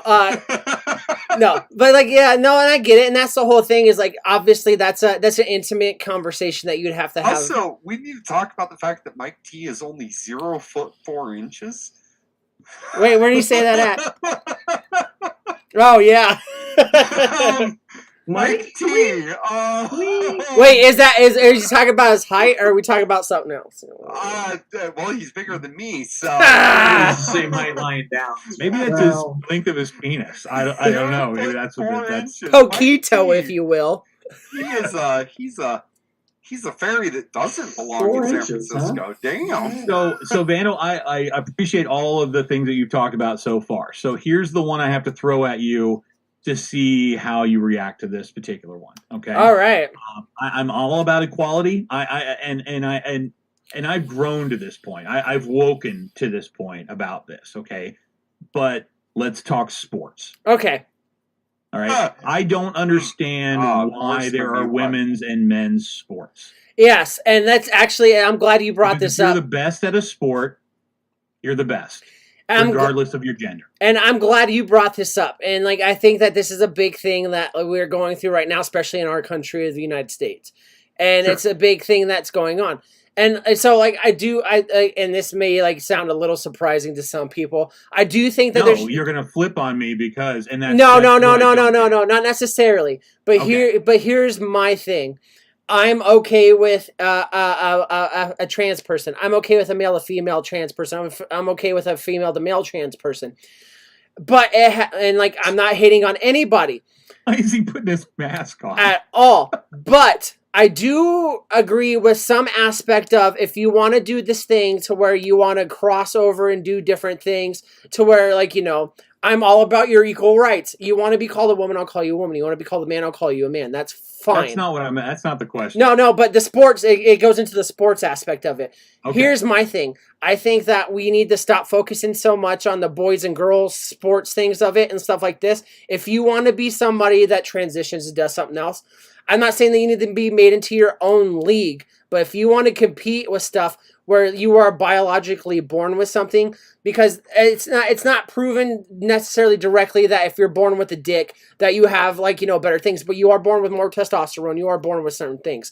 I'm not going to stop people from doing what they want to do, but instead of making it boys and girls sports, instead of making it boys and girls wrestling, boys and girls basketball, just make it fucking basketball. Just That's make my it point. fucking wrestling. That's Just absolutely my do point. it And together. I've heard a lot of people talk about this in different ways. And the one thing that I always bring up is you have guys like John Stockton versus Shaquille O'Neal in the same league. And they always talk about how, women are mismatched and all of that. There can't be a bigger mismatch than Bugsy Mogs and Shaquille. I mean, the height difference, the size difference, the strength differences, all of like that. And the thing recently that's been in the media that kind of twisted me the wrong way was they wanted to say that Serena Williams was the best tennis player of all time. And John McEnroe, who was asked about this, said no. If she was on the men's tour, she would be, 30th down the line. Like there's that's not the case. And there are things like women's bowling, women's golf, women's tennis, things that I really believe that should just be joined. Like, let's just make it One you're league. the best tennis player, because you can have speed, you can have agility, you can have marksmanship where you're technically more savvy than the other person. Yeah, maybe this guy's got strength on you, but there are other things that you can bring to the game that can overcome those kinds of situations. And I think that's the big issue we're having right now is, like, he would say that about her not being able to hack it right in the men's league, right? And things like that. Yes. But how many men has she played? None. And so we don't know what she would bring to the table because she's playing the best to her abilities in the league that she's put into. And like, why aren't women pushing more for this? I can't speak. It's an area that I never see. It's almost like they want this to be separate. Please, Geekus, chime in. Because these leagues are run by crusty old white dudes that don't want to have anything to do with change. But that's not women.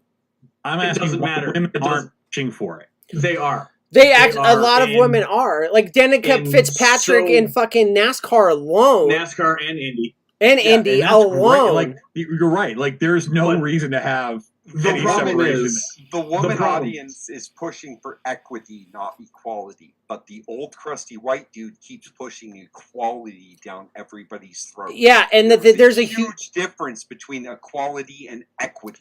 and like They are not the same, and that is the thing. We are fighting for equity, and all the fucking media talks about is equality. and that's I want you that's the biggest. Sorry, go ahead, Geekus.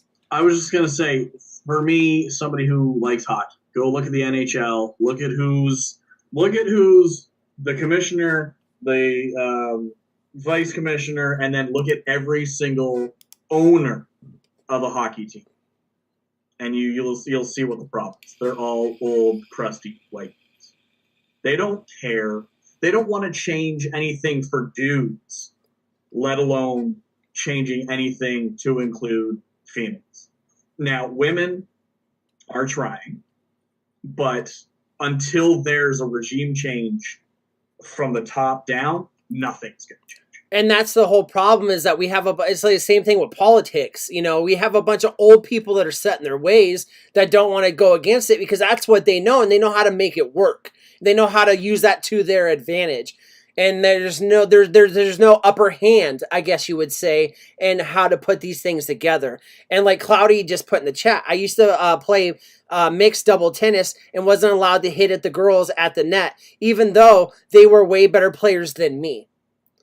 You know what I mean? And so like there's this institutionalized standard. A lot of people think that you have to have a set of rules to make things work because that's how it has to be. That's how it has to be. And then when it goes out of the fucking realm of it, it's insane. It's chaos. It's chaotic evil. We're going out of the bounds of things. But And do you think that women's sport women having women's sports is causing this to last longer than it should? I don't. If women's sports said we want to be part of men's sports and we will no longer have women's leagues, do you think that process would move forward faster? No, because right now- it still has. no, because then I get again, you're that, still but focusing on that's only because one women aspect. have somewhere to go. Right, but here's the thing: is like that's focusing on one aspect of it. It's blaming the women for this. It's Not. No, I not necessarily understand that, but- blaming the women, but more or less what I'm trying to say is it's pigeonholing. It's pigeonholing someone into an aspect of it. Because like I'm not the biggest sports guy. I know this, and you guys know this. You know what I mean? I couldn't tell you the stats of any game or any player or anything like this. As a casual watcher, that I go over on the Super Bowl or I go hang out with friends that are really serious about this. I've seen women that could fucking fuck up a lot of guys that could do a lot of stuff. I've seen men that would absolutely dominate women on these things. But the thing is like you can't, like a lot of people be like, it's like, they say these things like, this, join this to make the change, go and be the change.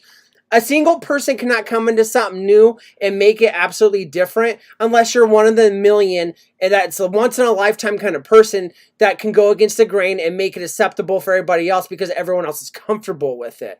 And not everyone can do that. You can have a woman that would absolutely dominate in one field over men, but that's one person doing the thing, which means it's not going to inspire the change to happen because they're like, oh, that's not every woman. That's Serena Williams, just for an example, or that's this person doing that. You know what I mean? And so how do we move on? Because Time. how do I move on from this old thought to Time. being woke in this situation? Time has to change, and you have to do it. It's like chiseling a statue. It's piece by piece. Michelangelo didn't make the statue by hitting the rock once, and it turned into a fucking beautiful little hairy penis on top of a statue at the Sistine Chapel. It was But years and everything years else of work. that goes along with this, I'm supposed to be woke.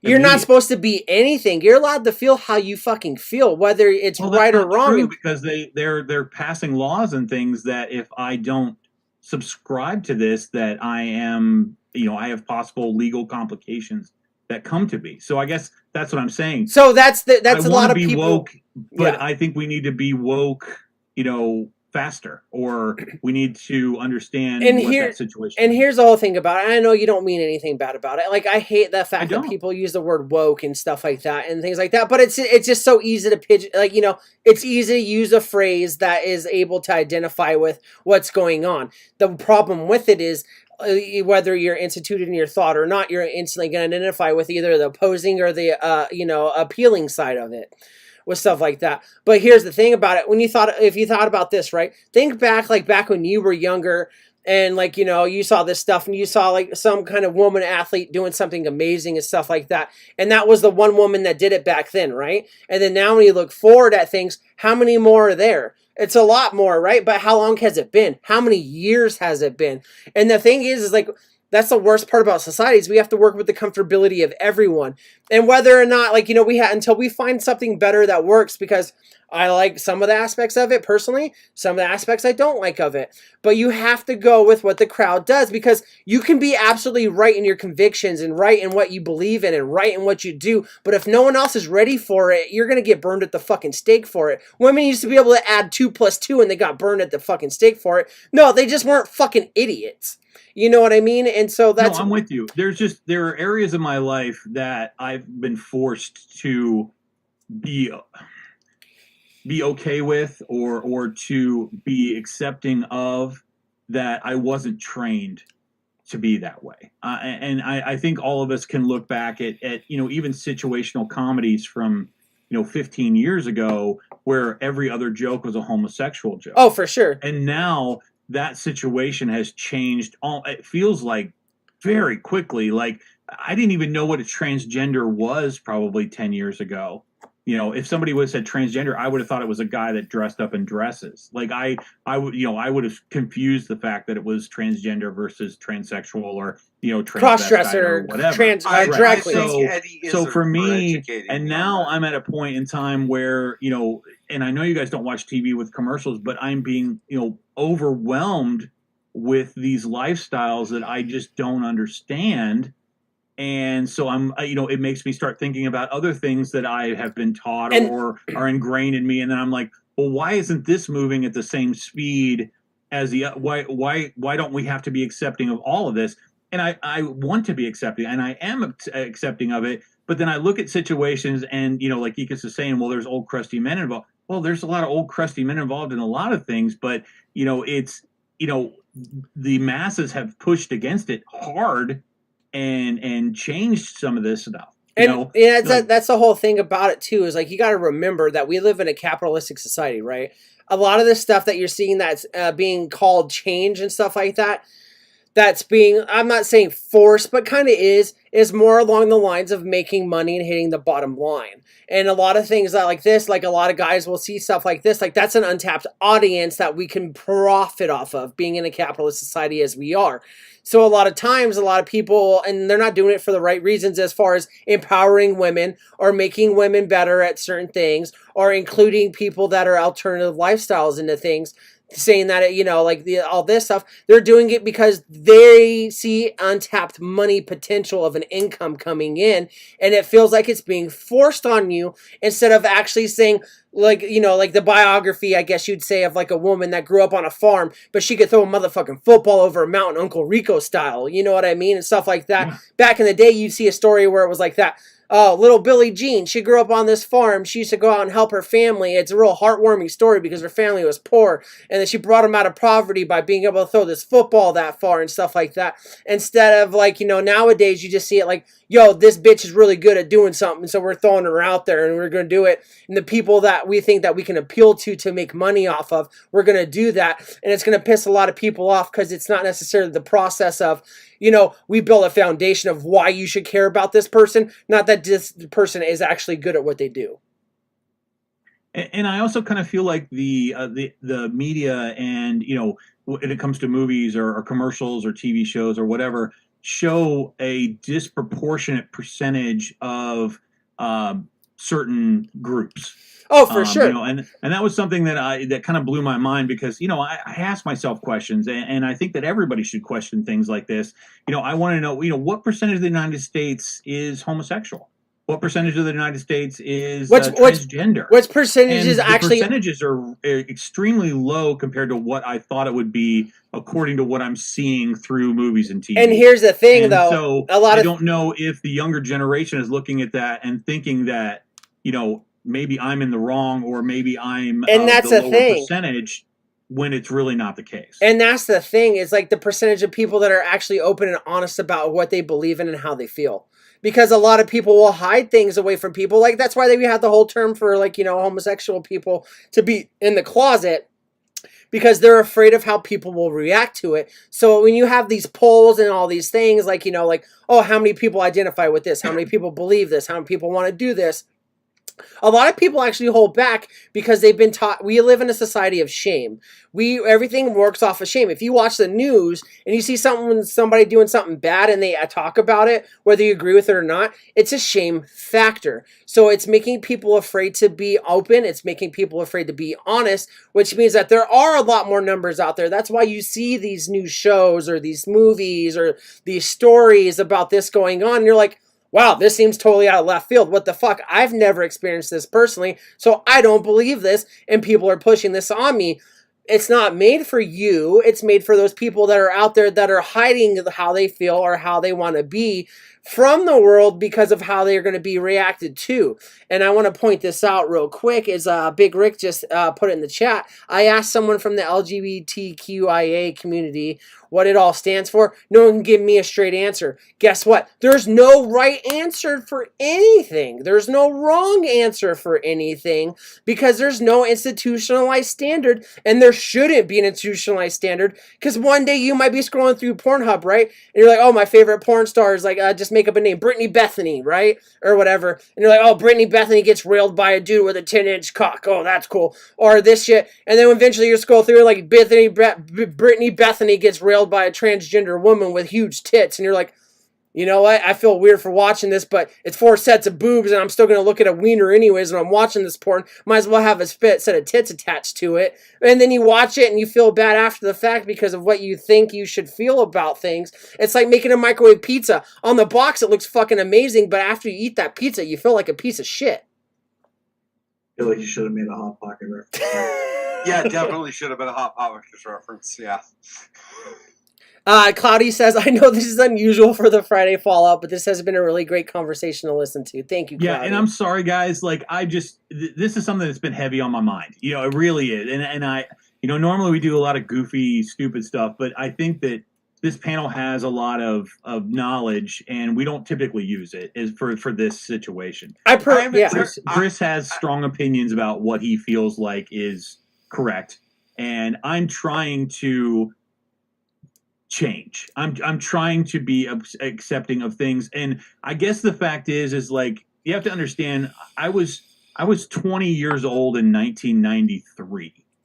Okay, so a lot of my ideals have been, you know, formed from then period, and other people who are younger, they've been able to change from that. And the thing that I always wonder about is, like, when Chris is my age, what things will have changed that it's gonna be hard for him to deal with.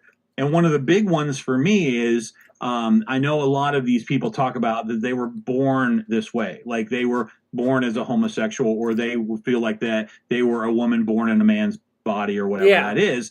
My big concern with this is the whole pedophile thing, because most of those people who really struggle with that situation say, I was born this way. And like, this is what I feel like. And how will you feel at that time when those people are accepted as, you know, well, here's the thing, members of society for having that particular thing that they were born with? I will give my answer to that, and Snorkels had his hand raised for like 10 minutes, so like Sorry. I want him to get into it. But here's my thing. I can't see him in the dark. Yeah. So. Here's my thing. Pedophilia, no matter what stage we are in society, no. Unless you're Catholic. That's what they said about homosexuality. Right. But you can apply that to a lot of things. Back when electricity I don't know about that kind of thing, but No, I I will. mean seriously, in the books, mental Yeah, and I illness understand. could No, be and I an understand that, but I don't like to give like scientific medical advice because that's not what I'm expert at. But number one thing I will say is like you got to think about it like this. It's a very easy to lump comparisons together. Back when electricity came out, if you read a history book, you'll see that people used to be like, if you put electricity in street lamps, it's gonna fry your fucking brain. Oil is the best way to go, and things like this and stuff like that. And a lot of that propaganda was pushed by people that manufacture and produce those kind of things. So a lot of people are afraid to go against the status quo because of what's going to hit their bottom line in the Western societies. But the thing is, like, it's very easy to lump things together where you'd say, like, oh, people thought, like, homosexuality was going to be this thing and blah, blah, blah. And now it's accepted. And now a lot of people, like, just instantly use that fear tactic to be like, oh, well, now we're going to let all pedophiles be okay. As a person that leans, I feel like I'm a sinner, but apparently I'm pretty left and stuff like that. I guarantee you that anyone that I've ever been around and anyone I've ever dealt with in my whole life that has ever felt even further to one side than the other than me, it's not going to be okay with things like that. But the thing is, like, they push this kind of thing into you that change creates things that you fear. So when you fear the unknown, you run away from it. You can't stop people from being fucking weirdos. You can't stop people from being perverts. You can't stop people from being fucking sickos. But the Those thing, are dangerous labels that you're throwing out there, though. as a pedophile, I don't give a fuck how you feel about things. You are No, a but I'm fucking. saying you can't. You're saying you can't judge people for being perverts and things like that. No, I'm Snorkel- saying you can judge Snorkel. people for that. Yeah. Let Anyway, Snorkel Snorkel, talk. go ahead. Sorry. So I'm not in a very good place to comment, but the throwing out of the pedophile, 100%, 100% media sensationalized. DSMR 1 and 2, yes, homosexuality was considered a mental illness. Enough psychological testing and actually understanding of the medical process allowed us to remove that at DSMR 3. We are on DSMR 5. We still have not reevaluated that. When I say pedophile, though, you are thinking children. No, there's 3 different types of pedophilia. The Okay. only way to define that makes you sound more like a pedophile. I love that comedian. I wish I could give him credit because he is spot on. But pedophilia is a mental illness. It has been proven since DSMR 1. It has held still every single time. It is a problem in development caused by not reacting to the changes caused by estrogen and testosterone in the brain to cause you to be attracted to a sex that is past prepubescence. That is a mental illness. It will never change. It will never become normal. However, throwing that out there, the media has completely disregarded that we are completely fine when priests do it. The entire Catholic Church can get away with being pedophiliacs to the fucking nth degree, and all they do is just change what state that priest is in. And we have no problem with that. But the minute the media brings it up that we're going to allow pedophilias in the bathroom with little girls, no, we are not going to do that. By accepting people that we think have a mental illness that actually don't, like homosexuality, I am considered to have a mental illness if you go all the way back to the DSMR 1 because I am asexual. I do not experience sexual attraction to any fucking gender. And I am a problem because of that. I will never have kids. I will never date.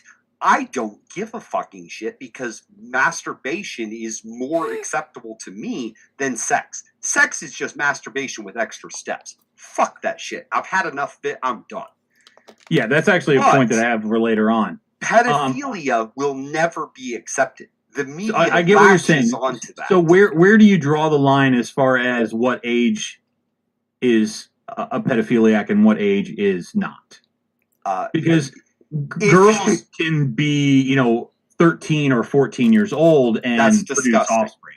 So can males. Right, but I mean, there was a time in our past where people didn't live to a certain age, and that was a normal thing to take a wife of that age. So I guess it doesn't matter. I get what you're saying. It doesn't. If you're not 18, fuck that shit. honestly, Right. some people shouldn't be having sex before they're like 20 fucking 8. That's when and I'm the with you, actual but that's how we neuroplasticity. thought about homosexuality. Like, Exactly. you know, But- if you're not if it's not for procreation, then you know you don't need to be doing that shit. But the fixation on girls is weird. Because my mother Okay. sold me to drug dealers to get better deals on crack cocaine when I was 10 years old. And that's just fucking fine. Nobody gives a shit about dudes. Everybody focuses Very on little true. girls. You're right. Yeah, I'm with you. Yeah, everybody And goes it's for, because "We're we don't, going when to we do think this." of rape, we don't think of women raping boys. No, because like even if you see a I've news been article, like and here's the thing is like I don't play into the solution. I'm not saying that it doesn't happen. I'm Right. just saying that's not the first place your And mind I don't goes. play into the Exactly. solution. I play into the problem with stuff like that because when I see these things where like if you saw a teacher that was taking advantage of a high school student that was a male teacher and a female student, I'm going to be the person that reacts like, what a fucking piece of shit. And then when I see these stories on the news where it's like this 8th grade teacher that was a woman blue dropped 8 of her students, I was like, fuck, I wish she was my teacher. Well, the Katy Perry thing kind of feeds to that. I don't know about the and- Katy Perry thing. Oh, well, Katy Perry had this young man on stage that was saving himself and had never had a first kiss, and she forced herself on him to give him a first kiss. If those gender roles had been reversed, that would have been historically bad. Yes. But in that situation, people like cheered. And then there's another one that I just saw this week where there was a lady on Dr. Phil who was talking about, you know, issues she had with her husband, and she had talked about the time that she choked him out, and the crowd cheered. Yeah. And the lady, and I'm watching a woman talk about this, and she's like, reverse those roles and show me anywhere in the U.S.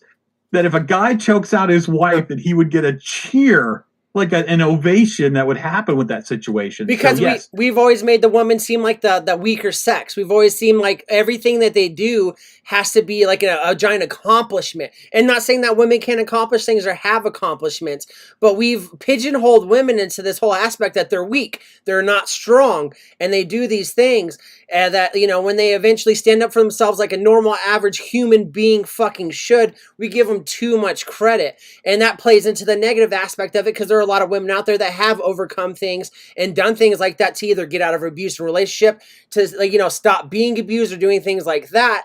And like, you know, we glorify it. We put it on a fucking, we put the pussy on a pedestal, for lack of better words, of things like because that. how many guys do you think that are out there that have been absolutely tormented by women and Oh. really have no repercussions or no way to? I've to been in a fight against- situation like that. I had this chick Yeah, I that know. used to try to fucking beat my ass all the fucking time. And it took everything in the fiber. Like, let's look at Snorkel right now. It took every piece of fiber in my soul to, like, be the man and, like, you know, not, like, you know, push back when, and there are situations where I, like, we went through things to where I felt like I would have been justified punching someone in the face. And I'm not saying, like, you know, equal rights, equal fight. But if you do something, every action has a proper reaction, and their proper reaction would have been things that would have put me in jail or put me in trouble with society, even though it was well deserved. And that's the whole thing, is like, we've got to stop giving, like, anybody, male, women, transgender, gay, straight, whatever it is, this whole fucking crutch of you fall back on this. Just start treating everybody on an equal fucking playing field. Of course, if I'm 190 pounds and I go punch a 90-pound woman in the face, that's fucking unfair, for sure, because that's way unbalanced. See, I don't necessarily agree with that. I really don't, because I think if it was both males, that you wouldn't have as big an issue with it. I would And still I have an think issue that with it if it's out we of want your... to have equality across the board, then everybody needs to watch their mouth. For sure. No, you're not wrong at all. You're right that there should be equal repercussions for certain things. But I do think it comes down to the general situation of, if, like, you know, like I said, like, I had a 90-pound chick. I'm 78 pounds right now, right? If I had a 90-pound chick that was swinging on me and slapping on me, don't get me wrong, you do deserve to get fucking pushed like a hard as fucking fall on the fucking ground. But if I were to start kicking your ass, that's too far from me to you. But if you had a 90-pound guy that was doing the same thing, would you treat him? Yes, I would still Equally treat it the as the same, one. because I feel like that. Okay. And here's my thing: it's like, I get it as a man. I don't think I would personally. But I- here's and here's that's my thing. sad I think because that's the I would not hit the woman, but I would hit the guy. and that's the thing, is I think that's the scapegoat that we have as a society, that where we accept that is that it's okay because. in a certain aspect, we get to that point of the rage of it. You know what I mean, right? We know that's going to be okay. Would you go too far because it's okay? Yeah, I mean, I have. You see what I'm yeah. saying? But see, not everyone thinks like that. Not everyone agrees with that. And I'm not saying it's right. Yeah. And in no aspect whatsoever am I saying it's right. But have I put somebody like in the hospital that was much smaller than me? Yes, it's happened. But it was a guy. So I felt like it was okay.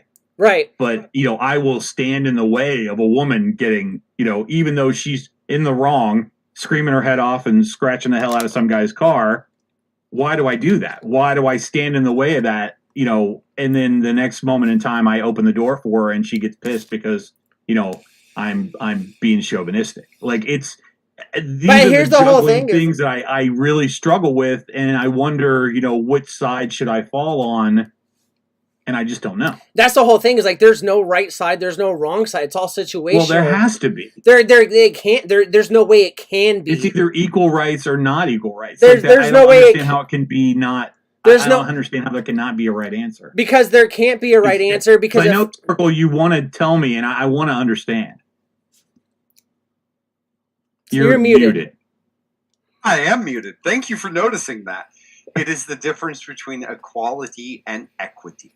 Well, explain that to me so that I can understand it fully. So there's a really great comic that does it way better than I could do, but let me paint you a word picture.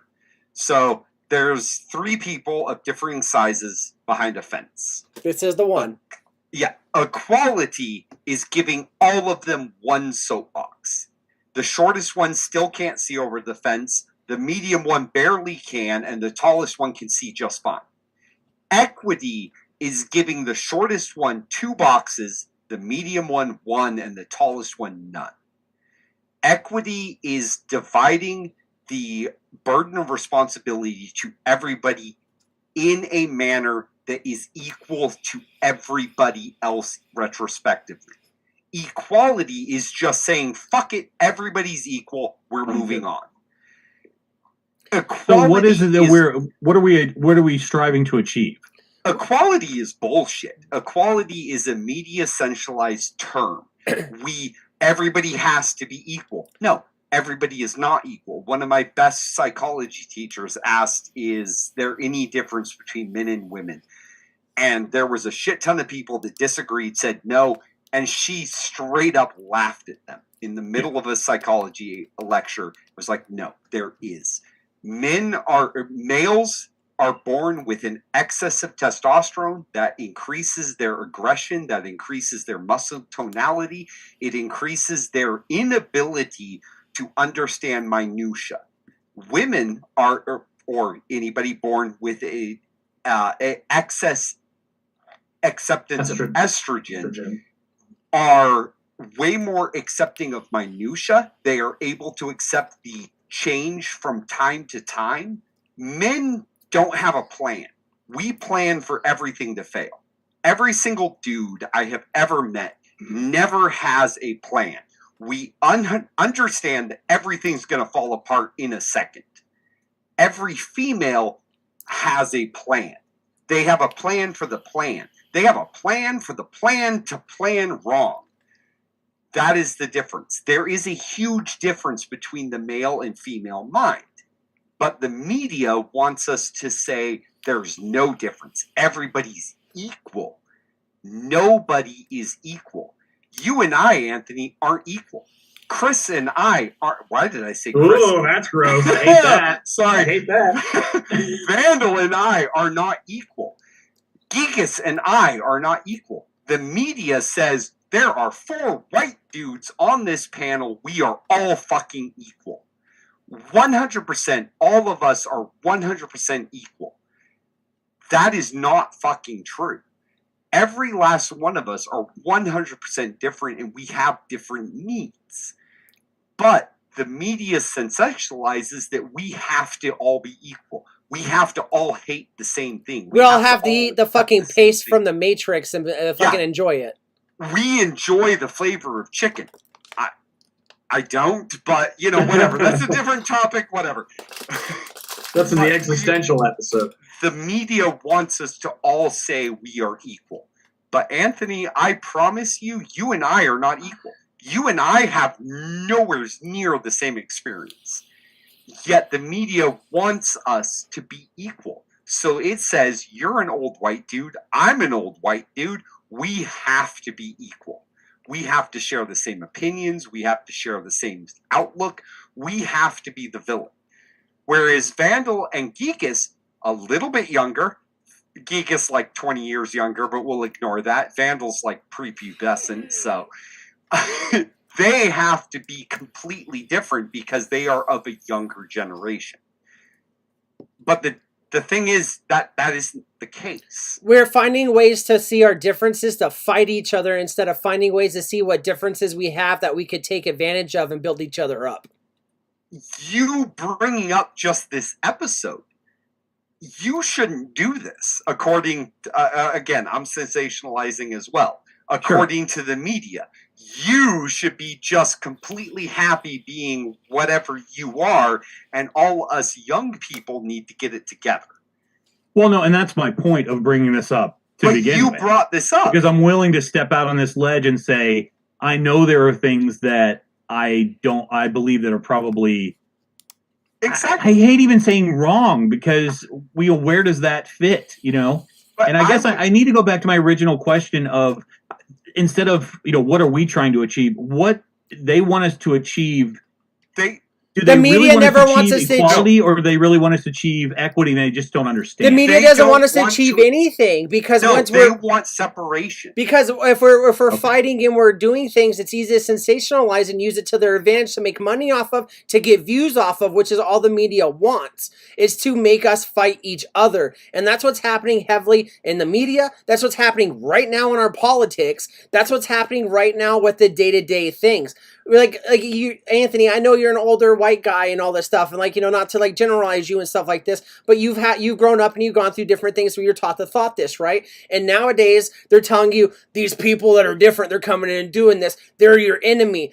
If you woke up and you go to get in your car to go to work tomorrow, your neighbor below you is a guy that loves sucking his husband's dick and all this stuff like that. But when he walks out of his house, he says hi to you. You say hi to him. You wouldn't think anything about it, right? You're like, oh, that's a nice guy. But then now they're telling you this guy over here, he loves to have sex with other men and he likes to do this, or this woman likes to have sex with other women. They're fucking weird and they're different. This guy's never done anything to you, never done a slight to you or nothing like that. You're like, now I gotta watch out for this guy. I gotta pay attention to it. Not you specifically, but in general. I've gotta pay attention to what he does and do all this stuff. It keeps you on the fucking edge, which means you're always anxiety, you're always stressing out, and the next thing you're gonna do is turn on the fucking Tucker Carlson or whatever the fuck it is, and you're gonna be like, this is what I need to listen to, this is what I need to hear, and this is gonna make me better than this person. They're classing you against your neighbors. They're putting you against your friends. They're putting you against your family. They're pitting you against this stuff because that's what generates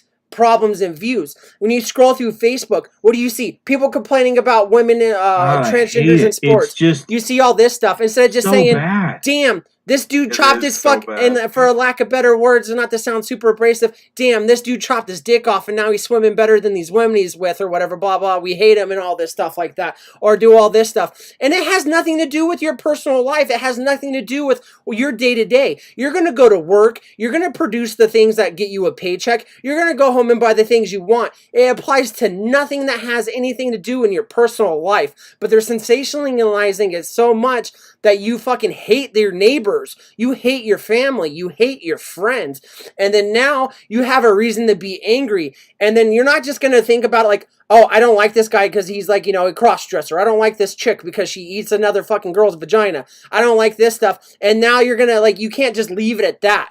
People don't just leave it at that. They tune in again next week to see, oh, what's going on now? What do I need to be angry about? Because it's all about emotional reaction. And they push you to this point to where you're fighting I think each you're other. hitting it on the head for me. And I think that's where my concern comes in, because, I grew up, and fortunately or unfortunate for me, late 70s, early 80s, that time period. And I always felt like in that time period that we were a united states. For the most part, the country was fairly united in our tasks and our goals, what we were trying to achieve, the space programs, I think, yeah. the war on drugs and all of this. It was trying to make a better America. And I guess the thing that's I've happened to me in the past few years is I feel like we are divided states. Like everybody hates everybody else, and then I start thinking of the long term problems with that of other countries coming in and taking over this wonderful thing that I was so proud of to be a part of, to now I just feel like has just completely fallen apart. And there are even times where I wish we would have a war, because it would join our focus on something other than all of these internal, disagreements. But and I know that's a horrible no, thing to say, no, but you're absolutely right, because that's what you. But that's I what want you to went be through. an American again, and I just don't feel like I fit. And here's the thing: But is like that's- that doesn't work anymore. Think about this whole Ukraine-Russia thing that's going on right now. We have I've personally dealt with this with like friends that I've known for over 10 years, to where I'm like, fuck it, dude. Like, I'm not saying fuck it. Okay, I don't mean to sound insensitive to Russia-Ukraine thing. I'd rather supply Ukrainians fighting for their country with these weapons and this money to go out and go against these oppressors in Russia. Because guess what?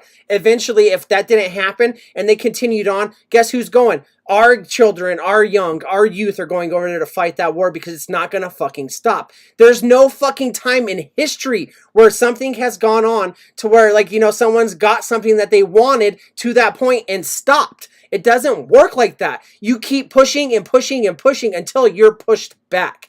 And in American society, that's what's happening right now. We're taught to fight each other. And right here in the chat, Ern said everything is us against them. And it's really people grabbing for power and money, trying to keep everyone down who isn't making them money. And that's where we're going with this thing right now as a society, is we're fighting each other instead of looking forward to this thing, because people watch the news. People pay attention to this shit. They watch this podcast. They listen to these streams or whatever the fuck it is. And it makes them angry and it keeps them going, because it's way easier. Think about it like this. How much easier is it to be angry than it is to be happy? How many times do you look at something that's going on in the world? You'll see on Facebook, you'll scroll. You'll see one article. This dog was rescued after being in the dog pound for 10 years. Oh, that's cute. Scroll down. This gay guy was over here and he loves his other brother, but his brother went and stole a Snickers one time. You know what? Fuck that guy. Blah, blah, fuck this F word and all this kind of stuff. Yeah, I feel like I would be happier if I just closed all my social media. And that's the thing, is that the internet is the best thing to happen to society. The internet's the worst thing to happen to society. And I can't remember who said it. I think it was like Benjamin Franklin or some shit.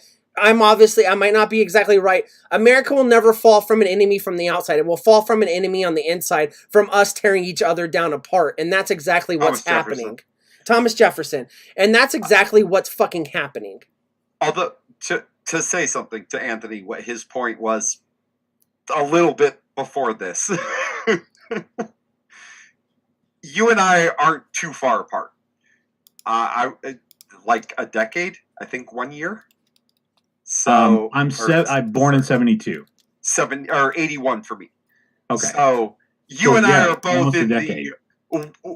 Are we Gen X or are we not? You and I are both in that. That's one of those things. I every time somebody asks me that, I'm like, go fuck yourself. Like I could care. I don't care. I'm kind of part of the Pepsi generation, But- except they fucked that guy out of his jet. So other than that, You and I also were raised, I'm assuming from hearing what you're saying, with a lot of the same things. I was raised to be a racist piece of shit. My mom, my grandmother, everybody in my family was a racist fucking assholes. I definitely wasn't that. That was something my parents fought hard against because their parents were that way. I'm grateful for that. That is a very big Except they let me wear a Confederate flag shirt so because I like the Dukes of Hazzard. Roughly same difference, but Right, it just ignorance. But anyway, my mom was a racist piece of shit that thought that all gays were going to hell, and then she married her second cousin. oh for sure, was like that. gay. That's not racist to me. That's No, but she married her second cousin that was gay so that she could get his money so that he could pretend to be straight while still fucking dudes in truck stop bathrooms. And here's the whole thing. My is, grandmother Yeah. hated black people, hated Asians, hated Mexicans, taught me they were the worst people on the planet. And yet most of my friends through high school and the military and even afterwards, Geekus and Vandal are the whitest people I have been friends with in like 20 fucking years. I was raised to be absolutely opposed to everything I'm for now. And that's the I whole. was Yeah, sorry. When you grow up in upstate New York and you can count how many black people are in your school on one hand, Yeah. it's I not, was you know, you're not raised racist, but also you just don't have the access. You don't exactly, You don't and I you know what unfortunately you are was raised by your surroundings. You are a product of your surroundings. That's all but that I was is. Nobody was raised in- racist, but it was because there wasn't anybody to be racist against. Like that was. I was raised in Southern California where I could count the number of white kids in my high school on one hand. So, And here's the whole thing. And And like, you were one of them. and Snorkel Yeah. brought up a great fucking point. And it's like you hear all this shit right now coming from a certain side of the media where it's like our military's getting too woke, it's getting weak and all this shit, blah blah. You know why they're fighting this? Is because we're coming together as a whole. And Snorkel's absolutely right. When I was in the military, it's a fucking mixing pot of either the best people or the worst fucking people. But it's every fucking type of people. I've served with lesbians, I've served with transgenders, I've served with gay people, I've served with all this stuff, and each one of them will put their fucking life on the line for me. I'd put my life on the line for each one of them. And that scares people that we're coming together, that we're like, I don't give a fuck if you suck dick after duty. And I don't give a fuck nobody- if you dress up in a dress after duty, Mr. Johnson. You know what I and mean? that was my point. Nobody gave a shit. And then all of a sudden it became sensationalized. Now everybody has to have an opinion. And honestly, nobody has to. No. Two of my best friends are married. They're both females. They both fuck whoever they want, but they're married for tax benefits. Another two of my And friends. that goes back to the original thing that I talked about at the yeah, beginning. exactly. which- I was bringing. I it know back. somebody. I personally know someone that does that as well. Yeah. So anyway, And- we have run. This Yeah, hold on. gamut. Real quick. I want, yeah. I totally I touched. didn't even get through half of the stuff that I wanted to ask about, but I appreciate the three of you, being involved in this. Obviously, I didn't realize it was everybody has 9:58. opinions Damn. on this, and I think this is something maybe we'll do occasionally to kind of break, because personally, I need these discussions. I need this because it helps me to understand. It helps me to question things. And all I would ask is that even in the chat, have an open mind and listen. Don't close yourself off when you first hear the topic. Listen to what's being said and, think about it. And 100%, Anthony, I want to say you are not wrong. Like 100% of what your thought process is on questioning and investigating. And You should thinking- question, you should investigate, but you should also not just make assumptions right away. You're doing the thing that I think a lot of people should do is ask about it. Geekus, what do you got? Just want to congratulate Anthony for being self-aware. I think Yeah. the world needs to be self-aware and realize that you are a human being existing in this world, and just be aware of what you're doing. So congratulations, Anthony. You're self-aware. Yeah, and that's the best thing. that's about Thanks. it. I That's don't all even know if people I need could to say that in that situation. Like No, I but just want and it Achievement feels like unlocked, it has Anthony. gotten so much farther away than it's ever been in my life, and I can think all the things, I can watch the TV shows, but everybody's got their own opinion, and that's what they're forcing on you. And it's just like I like to hear, both sides of the situation to try and make an educated decision on And- how I want to deal with it. And one thing I want to throw out there, like, I'm not saying necessarily this is you or anything, but anyone out there that this may help. Nothing is really being forced upon you to a degree. And I understand it. You may see it in every aspect of media. You may see all this stuff, but it's up to you to change the channel. It's up to you to say oh, you know what? I don't like this. I'm uncomfortable with it, or it's something I don't agree with. Click the channel, change the channel, go to something else. No one's forcing you to watch this shitty Netflix film where it's a horror movie that's actually a transgender rights movie. No one's making you do all these things. And I understand, it's right there, it's in front of you. You're paying for Netflix, and this is what they're providing. So, feel like, not you, but a lot of people will feel like, oh, this is targeting. No, it's not targeting. It's out there, and it's a part of it. And either you get mad at it, or you decide this is not for me and this is not what I identify with. And you know what? You don't have to get angry about it. I'm not saying you are, but I'm saying in general that you can be like, I don't like this. I'm going to go to somewhere else. And I'm not telling you to go sit in an echo chamber or nothing like that. But I'm telling people that nothing is ever forced upon you. When you feel something's forced upon you, then it's working. It's fucking working. It's taking over. They're making you feel a certain way that you may not feel. Like, Anthony, I know we have different opinions on things, but I've never known you to be homophobic. I've never known you to be transphobic. I've never known you to be homophobic, lesbian phobic, and all this stuff. No, but I mean, I'm just being honest. Like, I can't say that wasn't a part of my life because that's what was, that's how I was brought up. That was the structure in which, I got my information. Right. Was that way. But, as an adult and getting rid of a lot of religious aspects of my life have changed those situations. But I can't say there aren't times that I'm sitting here watching something by myself going, fuck. Damn, that's super gay. No, I get it. There's things that just drive me crazy. Yeah. And I have to deal with those emotions, and I think that's part of it. I think what we have to really, kind of finish this off with is that it's okay to have these emotions. It's okay to be uncomfortable. But look and see where they're coming from and why you feel this way. And is it because of something that you were taught that might not be true? Or is it because something that they're showing you is wrong? Yeah. In the wise words of the early 80s, question fucking everything. Yeah. And that's the one thing that I told my son, even like graduation day, it's like, if you take anything from me at all, this is what I want you to take. And he does. And I couldn't be prouder. Yeah. That's the whole thing. Ouch. God damn.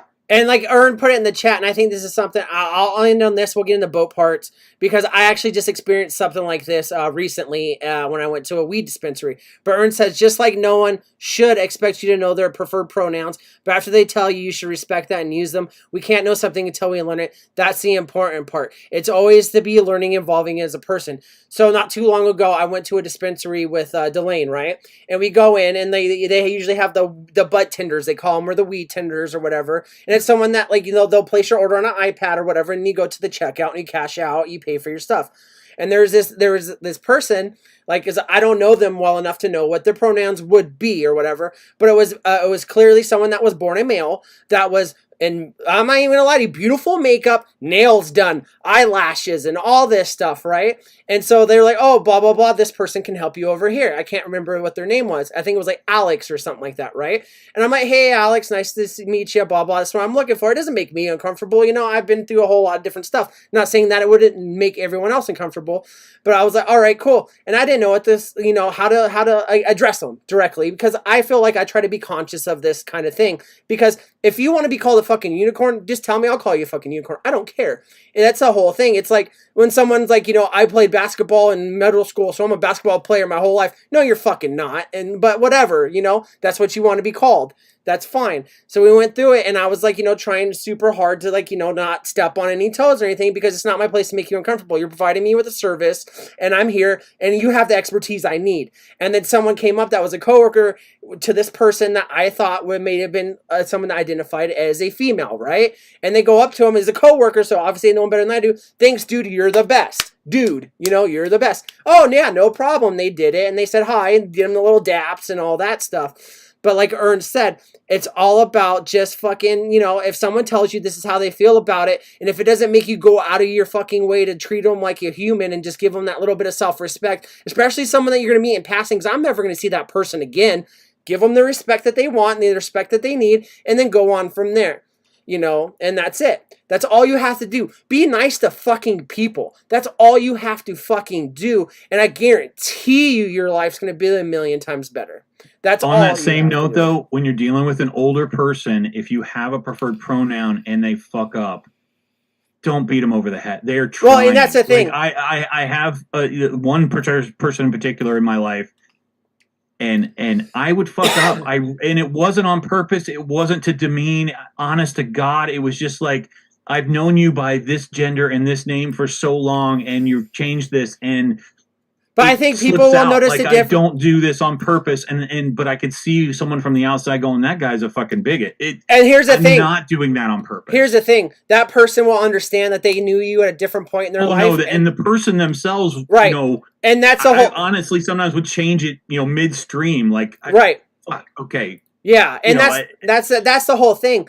we got to stop worrying about what people on the outside are going to see what we do about these things, because people on the outside don't understand what's going on between you and that person that you've known forever, that you're trying your best to identify with it and how to understand it and how to address it, because that's between you and that person. And I get it. It's hard because, like, you know, if you have a friend that's black and they told you can call them the N-word or whatever, and with the A or whatever, you know, right? Go And they're with like, that, but they're yeah. like, no, but here's my thing. People are comfortable with certain situations. We need to stop inserting ourselves into how other people deal with each other, because it has nothing to do with us. At that point, we are creating the problem and we are creating the issue that is not an issue that these people that are off doing their own thing, doing their own stuff. And I get it. Maybe that was a bad reference using what I did. But you guys, I think you guys get the gist of what I'm saying.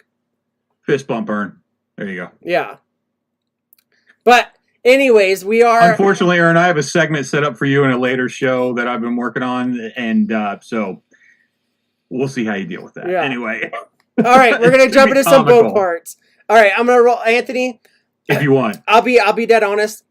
I didn't know how this was gonna go. This went a lot better than I thought it was gonna be, and not that I ever think you're ever gonna come into anything with malicious like ideas or anything like that at all. I know you're a good person. I know you're a nice person. I know you are a very gracious person, and you are a very good person. So I didn't mean anything like that. I'm not gonna lie. I was a little nervous about how this was gonna go, but I think this went the best that it could have gone. Good. Plus, we've got like half an episode lined up for next week, or when we come back. In like 3 weeks. Yeah. But Well, you don't even do anything for the next for those weeks. We've- No, we can't do this over and over again. Like there has to be once a No, year, and maybe. honestly, it's just this takes an emotional toll on me because you know it's a lot of Questioning. things that it's a lot of heavy swallowing. You know, it's a lot of trying. I mean, Snorkel, you get this a little bit, but I mean, it's just and probably more than most. But there are just things like you have changed because you are part of this movement, and I'm not. I've changed And because so I it's went for to me, school. It's cool because it's allowed you to be more of who you are, which I think is great. I took way too much psychology classes to figure out what was wrong with my fucking head and what was wrong with my past. That I changed only because of who I was around. I wanted to understand more about women, and honestly, I got less of that and more of other things, but that's not necessarily a bad thing. Yeah. But you've understood both. But the fact is that you're willing to question it is a million times. I think there are a lot of people out there that want to ask these questions, They're afraid to. but then it Yeah. turns into this screaming match, and it's Yeah. like you just don't hear anything. You know, it gets to a point where you just don't hear anything, and But I don't want that. You were even willing to have a screaming match. You didn't know how geekish Chris or ugh. What? I Yeah. only knew how Vandal was going to I- react. But I identify know. as Vandal. I swear to God, you get it wrong again, I'm posting you on Twitter. I keep reading this first name and it fucks me up. Snorkel, you're posting cringe. Anthony. that's not his preferred pronoun. I know, right? Anthony, the fact that you didn't know how Geekus, Vandal, or I would behave to your questions, but you were willing to ask them, is 9,000,000% better than the people that aren't willing to ask them because they're scared. Yeah. You weren't scared. You wanted to know. Yeah. Well, I'm not saying I wasn't scared, but I Okay. still I All overcame right. Go There's ahead. there's one more point I want to get to with Ern. We're not going to get super deep into it, and then we have to do boat parts. We are way past time. Yeah, you guys can do both. parts. I gotta Ern go. said I do have thought. Ern said I do have thought about the puberty blockers and hormones for children who still believe in the Easter Bunny and want to be mermaids when they grow up. But I'll keep those to myself. Here's my whole thing with this. I agree with enforcing opinions on children. No, but here's the whole thing. You're going to do something in your life that you may regret eventually, no matter what it is, this, that. And I get it. A lot of people are like, well, that's a big deal. But guess what? In my opinion, that's not your burden to bear. If you really care about kids, and I'm not saying this to you, Ern, specifically, but in general as a population, how many kids have you gone to that are in low-income housing that have no food that you've donated money or food to? How many kids have you gone out there and donated clothes to that actually need clothes? How many kids that are in broken homes that are getting beat by their parents and doing stuff? There are actual ways that we can go and help kids if you actually want to help kids. Stop saying that you're worried about the next generation, not you, Ern, specifically, but in general, that they're doing these things that's going to fuck them up, and we're not doing actual palpable things to actually help them. So that's my argument on that. We can get into that on the next show, the one time next year. But anyways, I'm rolling the bumper now, so we won't get back into it. Boat parts. And breathe. Oh, And shit. breathe. Everybody just take a moment. Take a moment, recenter your chakras, open Reset. that third Yeah. Have eye. a drink. Get some water. All right. Beverage. Vandal, Take a I'm gonna hit. need you to burn some sage. A 1997 Golfmaster Inc. Bay Hawk 180 ST. This is a boat. And guess what? I figured out that I just need to open the image in a new tab so you guys get full picture images. Anyways, we are taking bids. Anthony, see, Vandal can learn too. How He's many gaining times- sentiment. How many times have I've you only told said him? this like 25 times, Yeah. so. But he had to learn it for himself, which is okay. See? And you know See, what? We're all That's important. growing as people. We're all growing together. All right, so this boat right here. This boat. Where are we? Right here. Which boat? I can't see the boat. Actually, I can see the there's boat. a So. boat. Nice boat. Yeah. Kentucky better hit this one on the nose. So Does it come with the trailer? Yeah, comes with the trailer. Cloudy says 1765. He's our first bet in the chat. Oh, that John. seems way low. Shout out that's a to little John. low. John John's a little bit up there. That's good. That's like right in between. John says 3250. RB Mark 2 says 4300. Ern says 4200. Ooh. I'm just waiting for Kentucky so I can snipe him. So Big Rick says 500. Big Rick is way low. Great Well, it Wombasky depends, says I guess, where this is and if it was stolen. Ooh. But yeah. too late, Big Yeah, Rick. where is it? You can't retract it. Big Rick already said it. He said 5,000. Big Great Rick, you Wombasky. said 500. You take that other one back. Great Wombasky says 3250. Great Wombatsky and Kentucky have to All right, bet John. again. John. They got to bet again. Yeah, Kentucky Oh, and needs to go Kentucky, again. yeah. Yeah. All right, Kentucky's there it is. Kentucky 42. There we go. My There it bet's is. 4202. Thank you. All right, Servos 4202. Mike T says 6,199. Graham Besky says dope 3175. He, Delane said 8,500. Geekus, what about you? 350. 350. All right, and then Anthony. it was about that time I realized that Geekus wasn't in fact a video game streamer. I guess but- I'll go 3,500. 35. All right. Ooh, spicy. So the actual price being sought for this, because I think that's everyone in chat, is 4,200. Damn. Oh shit! Kentucky So who got Shine. Earn. 100%. Oh wait, yeah, Earn. Earn. Percent on. Earn. Sorry, Damn. I don't have the chat. I have to zoom in the chat so I can That's read okay, it we without got my you. glasses. Yeah, so Earn, congratulations, Earn. You won this shitty boat. And Actually- Earn, you can put it on Kentucky's waterproof taillights trailer. Yeah, it looks like it's got a trailer. And It's got a trailer. City. Oh, does it come with a trailer? It comes with the Ooh, It's trailer. a city boat. A shitty boat. Yeah. Oh, Get away shitty from a boat. shitty boat. Oh, shitty boat. Cartman selling a city boat. Oh, that one. Yes. Good. All right, give me 1 As second to get some of Earn's these. Shitty been airline, watching huh? a YouTuber that's an engineer. Inquiring minds. need Holy to know. shit. Okay. A 1999 Fun Country. Wait, this is Oh, boy. He I didn't said you, skip- Delane. You said 8,500. You were so far off. He didn't skip you. He just. You just were wrong. They just ignored? Yeah. No, I said Ooh. hers. I said hers. That's worse. All right.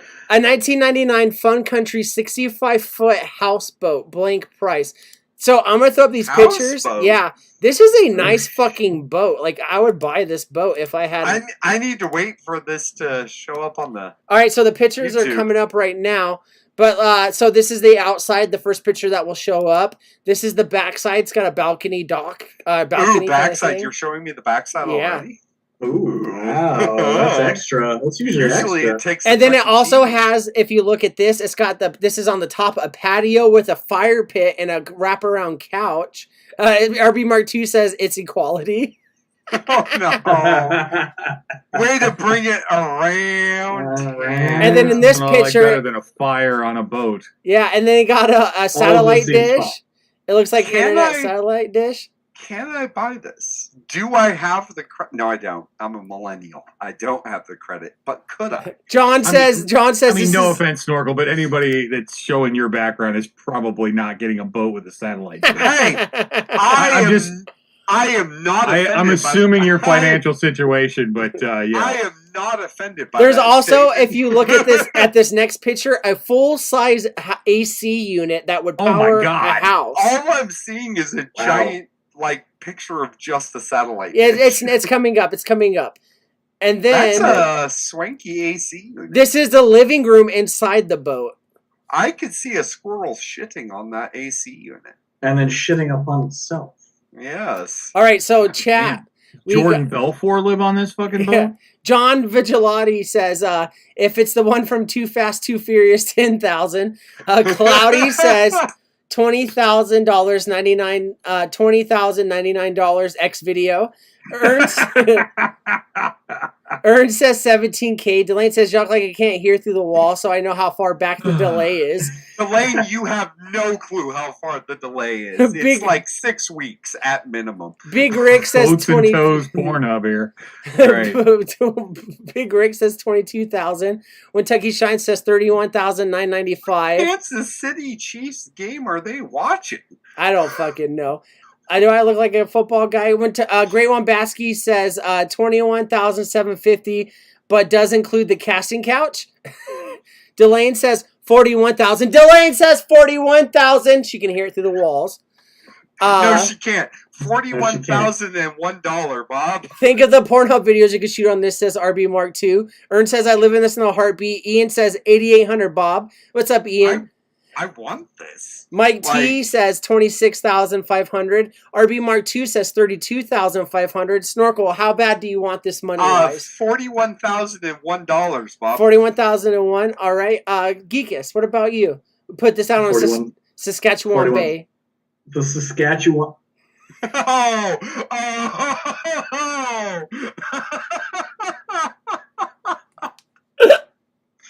Point to Saskatchewan on a map. Yes, It's over there. exactly. It's o- It's in New York.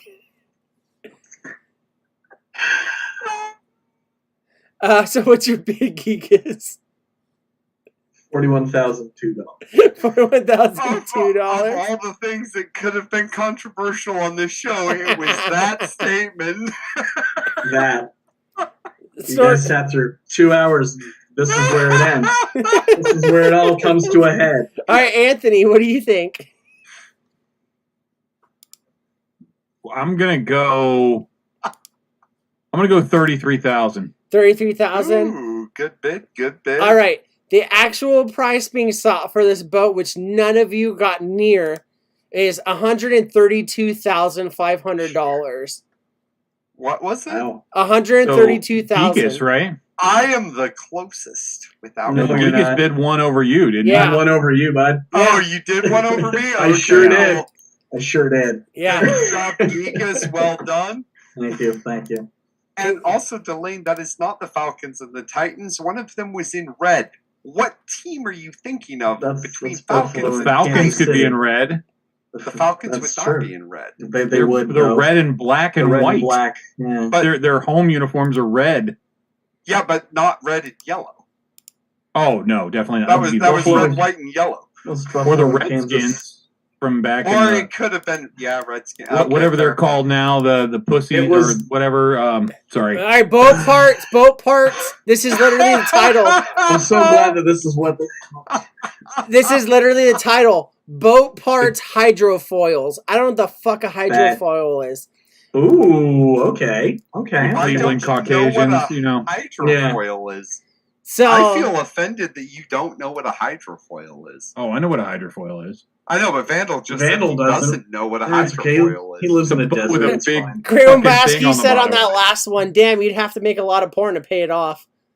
Falcons wear red. That is Delane's comeback. Well done, Delane. All right. So what? We'll wait for chat to catch up, but we'll go ahead and speak. I'm like 5 seconds away from getting a ponytail remark right now, so. All right. So for this hydrofoil snorkel, what are you bidding?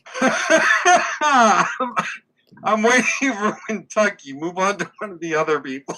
I'm waiting Geekus. for Snorkel. Is there another picture that I can't even? Oh shit! $25, Bob. Goddamn, Kentucky read my fucking mind. All right, let me- Get in there. Let me zoom in on this. I can read it. Features. Big Rick, you're gonna have to guess again. I said 25. Yeah. Okay, Big Rick's gonna say 26. That's fine. Gets boat on the plane quicker. Keeps boat on the plane at lower speeds. Improves. I can't read that. Maximize stabilization. Saves fuel. So I think this goes on the little fucking as you can see here on the picture. The That is not a hydrofoil. Jesus that's H not- fucking Christ. That's not how that works. That's aftermarket. Just wait. I just watched the whole thing about how Australia won the sailing thing with a Yeah, goofy. with the hull Yeah. design. Yeah. all right. So They when did good with that hull design though. when Tucky says $23, John says $250. Big Rick says Big 25. Rick went, Big Rick went and let himself be sniped. And then 24. And then, so Cloudy says 46. Delane says $16.50. Ern says $27.50. Big Rick We went all to know 24. Delane's bid doesn't matter. We're good. Who's Delane? I know exactly. Cloudy says, "Is it Viagra for boats?" Kentucky Shine says, "Ooh, Scotch." Oh, okay. Ian says $30. Anthony. Wait, Kentucky, you have Scotch? Damn it. Anthony, what's your bid? 8. $8. Mike T says 200. Oh, he deleted it. I'll wait till what he says. Geekus, $1. $1. All right. So snorkel $1.01. What the hell No, does that no, I say? already- No, he's Kentucky? 25. I already bid 25. I made Big Rick have to re-bid. So yeah, Big Rick said 24.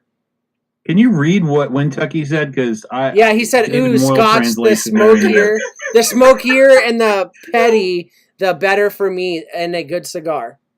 Yeah, a good smoky Scotch. Oh yeah. Yeah, Mike And if he T. has access to Scotch right now, I am jealous. Yeah. 100% jelly. Mike T says $24.50 snorkel.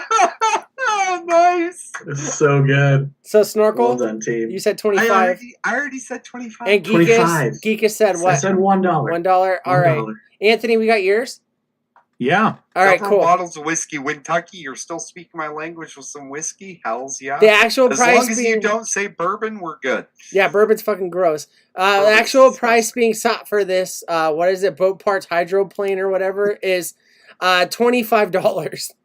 Hells yeah. Well done, Nailed Snorkel. it. Well done.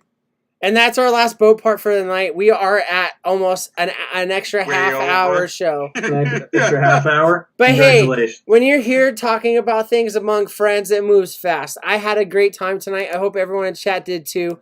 We got some stuff that you can catch these people at. Snorkel loves you guys. He's happy you're here. I'll go ahead and speak for him. Geekus, you do some things while I'm typing in chat because I can't type and write, type and talk. Oh, but I want you to type and write and talk and just do it all. I hate it here. I need you to do a little turn on the catwalk, Vandal. Oh, do a little turn. He's a On the model. You know what I mean? There we go. On the catwalk. Hells yeah. You know what I on the mean? catwalk. All right. He's too sexy for his shirt. That's why he's not wearing one. All right, Geekus, Say where can less. these people find you? Twitch.tv/GeekusMaximus. I am back and playing Call of Duty. Either multiplayer or the new DMZ mode, which is kind of an escape from Tarkov mode It's where fun. you drop in, you can choose some guns, you cannot choose some guns, you loot some stuff, and if you can extract with said guns, you get to keep said guns. It's a lot of fun. We're dinking around, having a good time. Otherwise, I'm here hanging out, having intellectual and questionable conversations with you lovely people here. So thank you. Thanks for another great show. Anthony, what's up, dude? Well, I'm not available anywhere because I don't want anybody to hit me up. But no, seriously, I have several Instagram accounts, but the main one that I use is I'm_Anthony Ramella. I'm having a really good time putting Big Rick into our advertisements and compromising positions, so that's a lot of fun. I do also have my own media company called Only Squad. We do sell some shirts, and if you use the code SHEDTIME on the onlysquad.com, you can get 20% off. And that's just going to be a running discount code, so anytime you want. I'm proud that we now have the availability to send to Canada, to Australia, and to the UK. So if you are anywhere in those regions and you'd like to get a shirt, all you have to do is just order like you normally would on there, and I can get those things shipped off to you, as well as the United States. So do you want to talk about being off, or are you going to take care of that? I could do it if you want. Then take us on home, buddy. All right, guys, thank you for being here. I see a couple people in the chat said they love this episode. It's a great time. We appreciate you being here. We're happy that we can talk about big boobies, weird titty nipple slides, fucking trees that grow like fucking vaginas, but also talk about the real shit, that's going on. Because guess what? Whether or not you want to be around it, it's really what's happening. And I'm glad we had a civil conversation about this. And if anyone was offended by it, sorry, but this is how shit is. This is how life goes. We will be off the next 2 weeks. Next week is Thanksgiving, so if you're American, we hope you have a great Thanksgiving. I don't know, you guys have Thanksgiving in Australia? I don't think so, right? You guys have like Kangaroo Corner or whatever it is, so happy Kangaroo Corner. That's right, we were woke the whole episode, but you guys are fucking kangaroo fuckers. No, we appreciate you being here and all that shit. The next 2 weeks we will be off. Like I said, American Thanksgiving is next Thursday, and then next Friday after that, I have to work and then go to a work party and all that That's when I stuff. thought Anthony couldn't be more disappointed from the car episode. we get that face. Somebody clip that face, because it was the most dad disapproving face I've ever seen. Two things before we get out of here real quick. I will be at Still Valley Vapors on Friday, this coming Friday, to visit some people that are coming out there. I think actually Ern might actually be coming there, which would be cool. I'd love to meet him in person. Overdrip's going to be there as well. I'm sure there'll probably be some other people that show up. Saturday and Sunday, I'm going to Kentucky to see my son, to kind of celebrate my birthday and see him. So that's cool. And the one last thing I want to say is, if she doesn't find you handsome, at least she should find you handy. He said the thing. Now, can you do the thing? Can you do the possum watch Credo? No, I cannot. I can't remember what it is offhand. It's Latin. That's okay, Howard. Oh, it's a beautiful bonding time. I wish Harold. you guys. He never gets the name right either. That's why I did it. Greg Womaski says we killed different natives and stole their land, so no. Anyways. Yeah, so we will be back in 3 weeks. 3 weeks we'll be back for a live show, and we will, be back having some stuff. Anthony always has great stuff planned. We bounce ideas off of each other. I have been working on a commercial for our Ancestry.com joke that's going on. I'm planning on having it together by the end of 3 weeks. Have no excuse. This isn't sending Anthony stuff on Wish, so I will actually try to get this together. Other than that, chat, you have been beautiful. We appreciate all the input. We appreciate the different opinions, but we do appreciate you guys are coming here together. And to close out the show, a big shout out to Anthony for his birthday. Motherfucker's half 100 years old. I don't know how he's lived this long. If it was back when the 1920s, he'd get a nosebleed and die 10 years ago. So we're happy you didn't get a nosebleed and die. We're happy that you're here. Thank you, Anthony, for bringing us together with all your segments. And we look forward to what we got next coming up. Other than that, you guys are fucking beautiful. If you're celebrating, happy Thanksgiving. Don't drive drunk. Don't be an asshole. And you know what? Have a great fucking weekend. Everybody have a good night. Deuces. Poop. Poop-de scoop. Poop. Poopity scoop.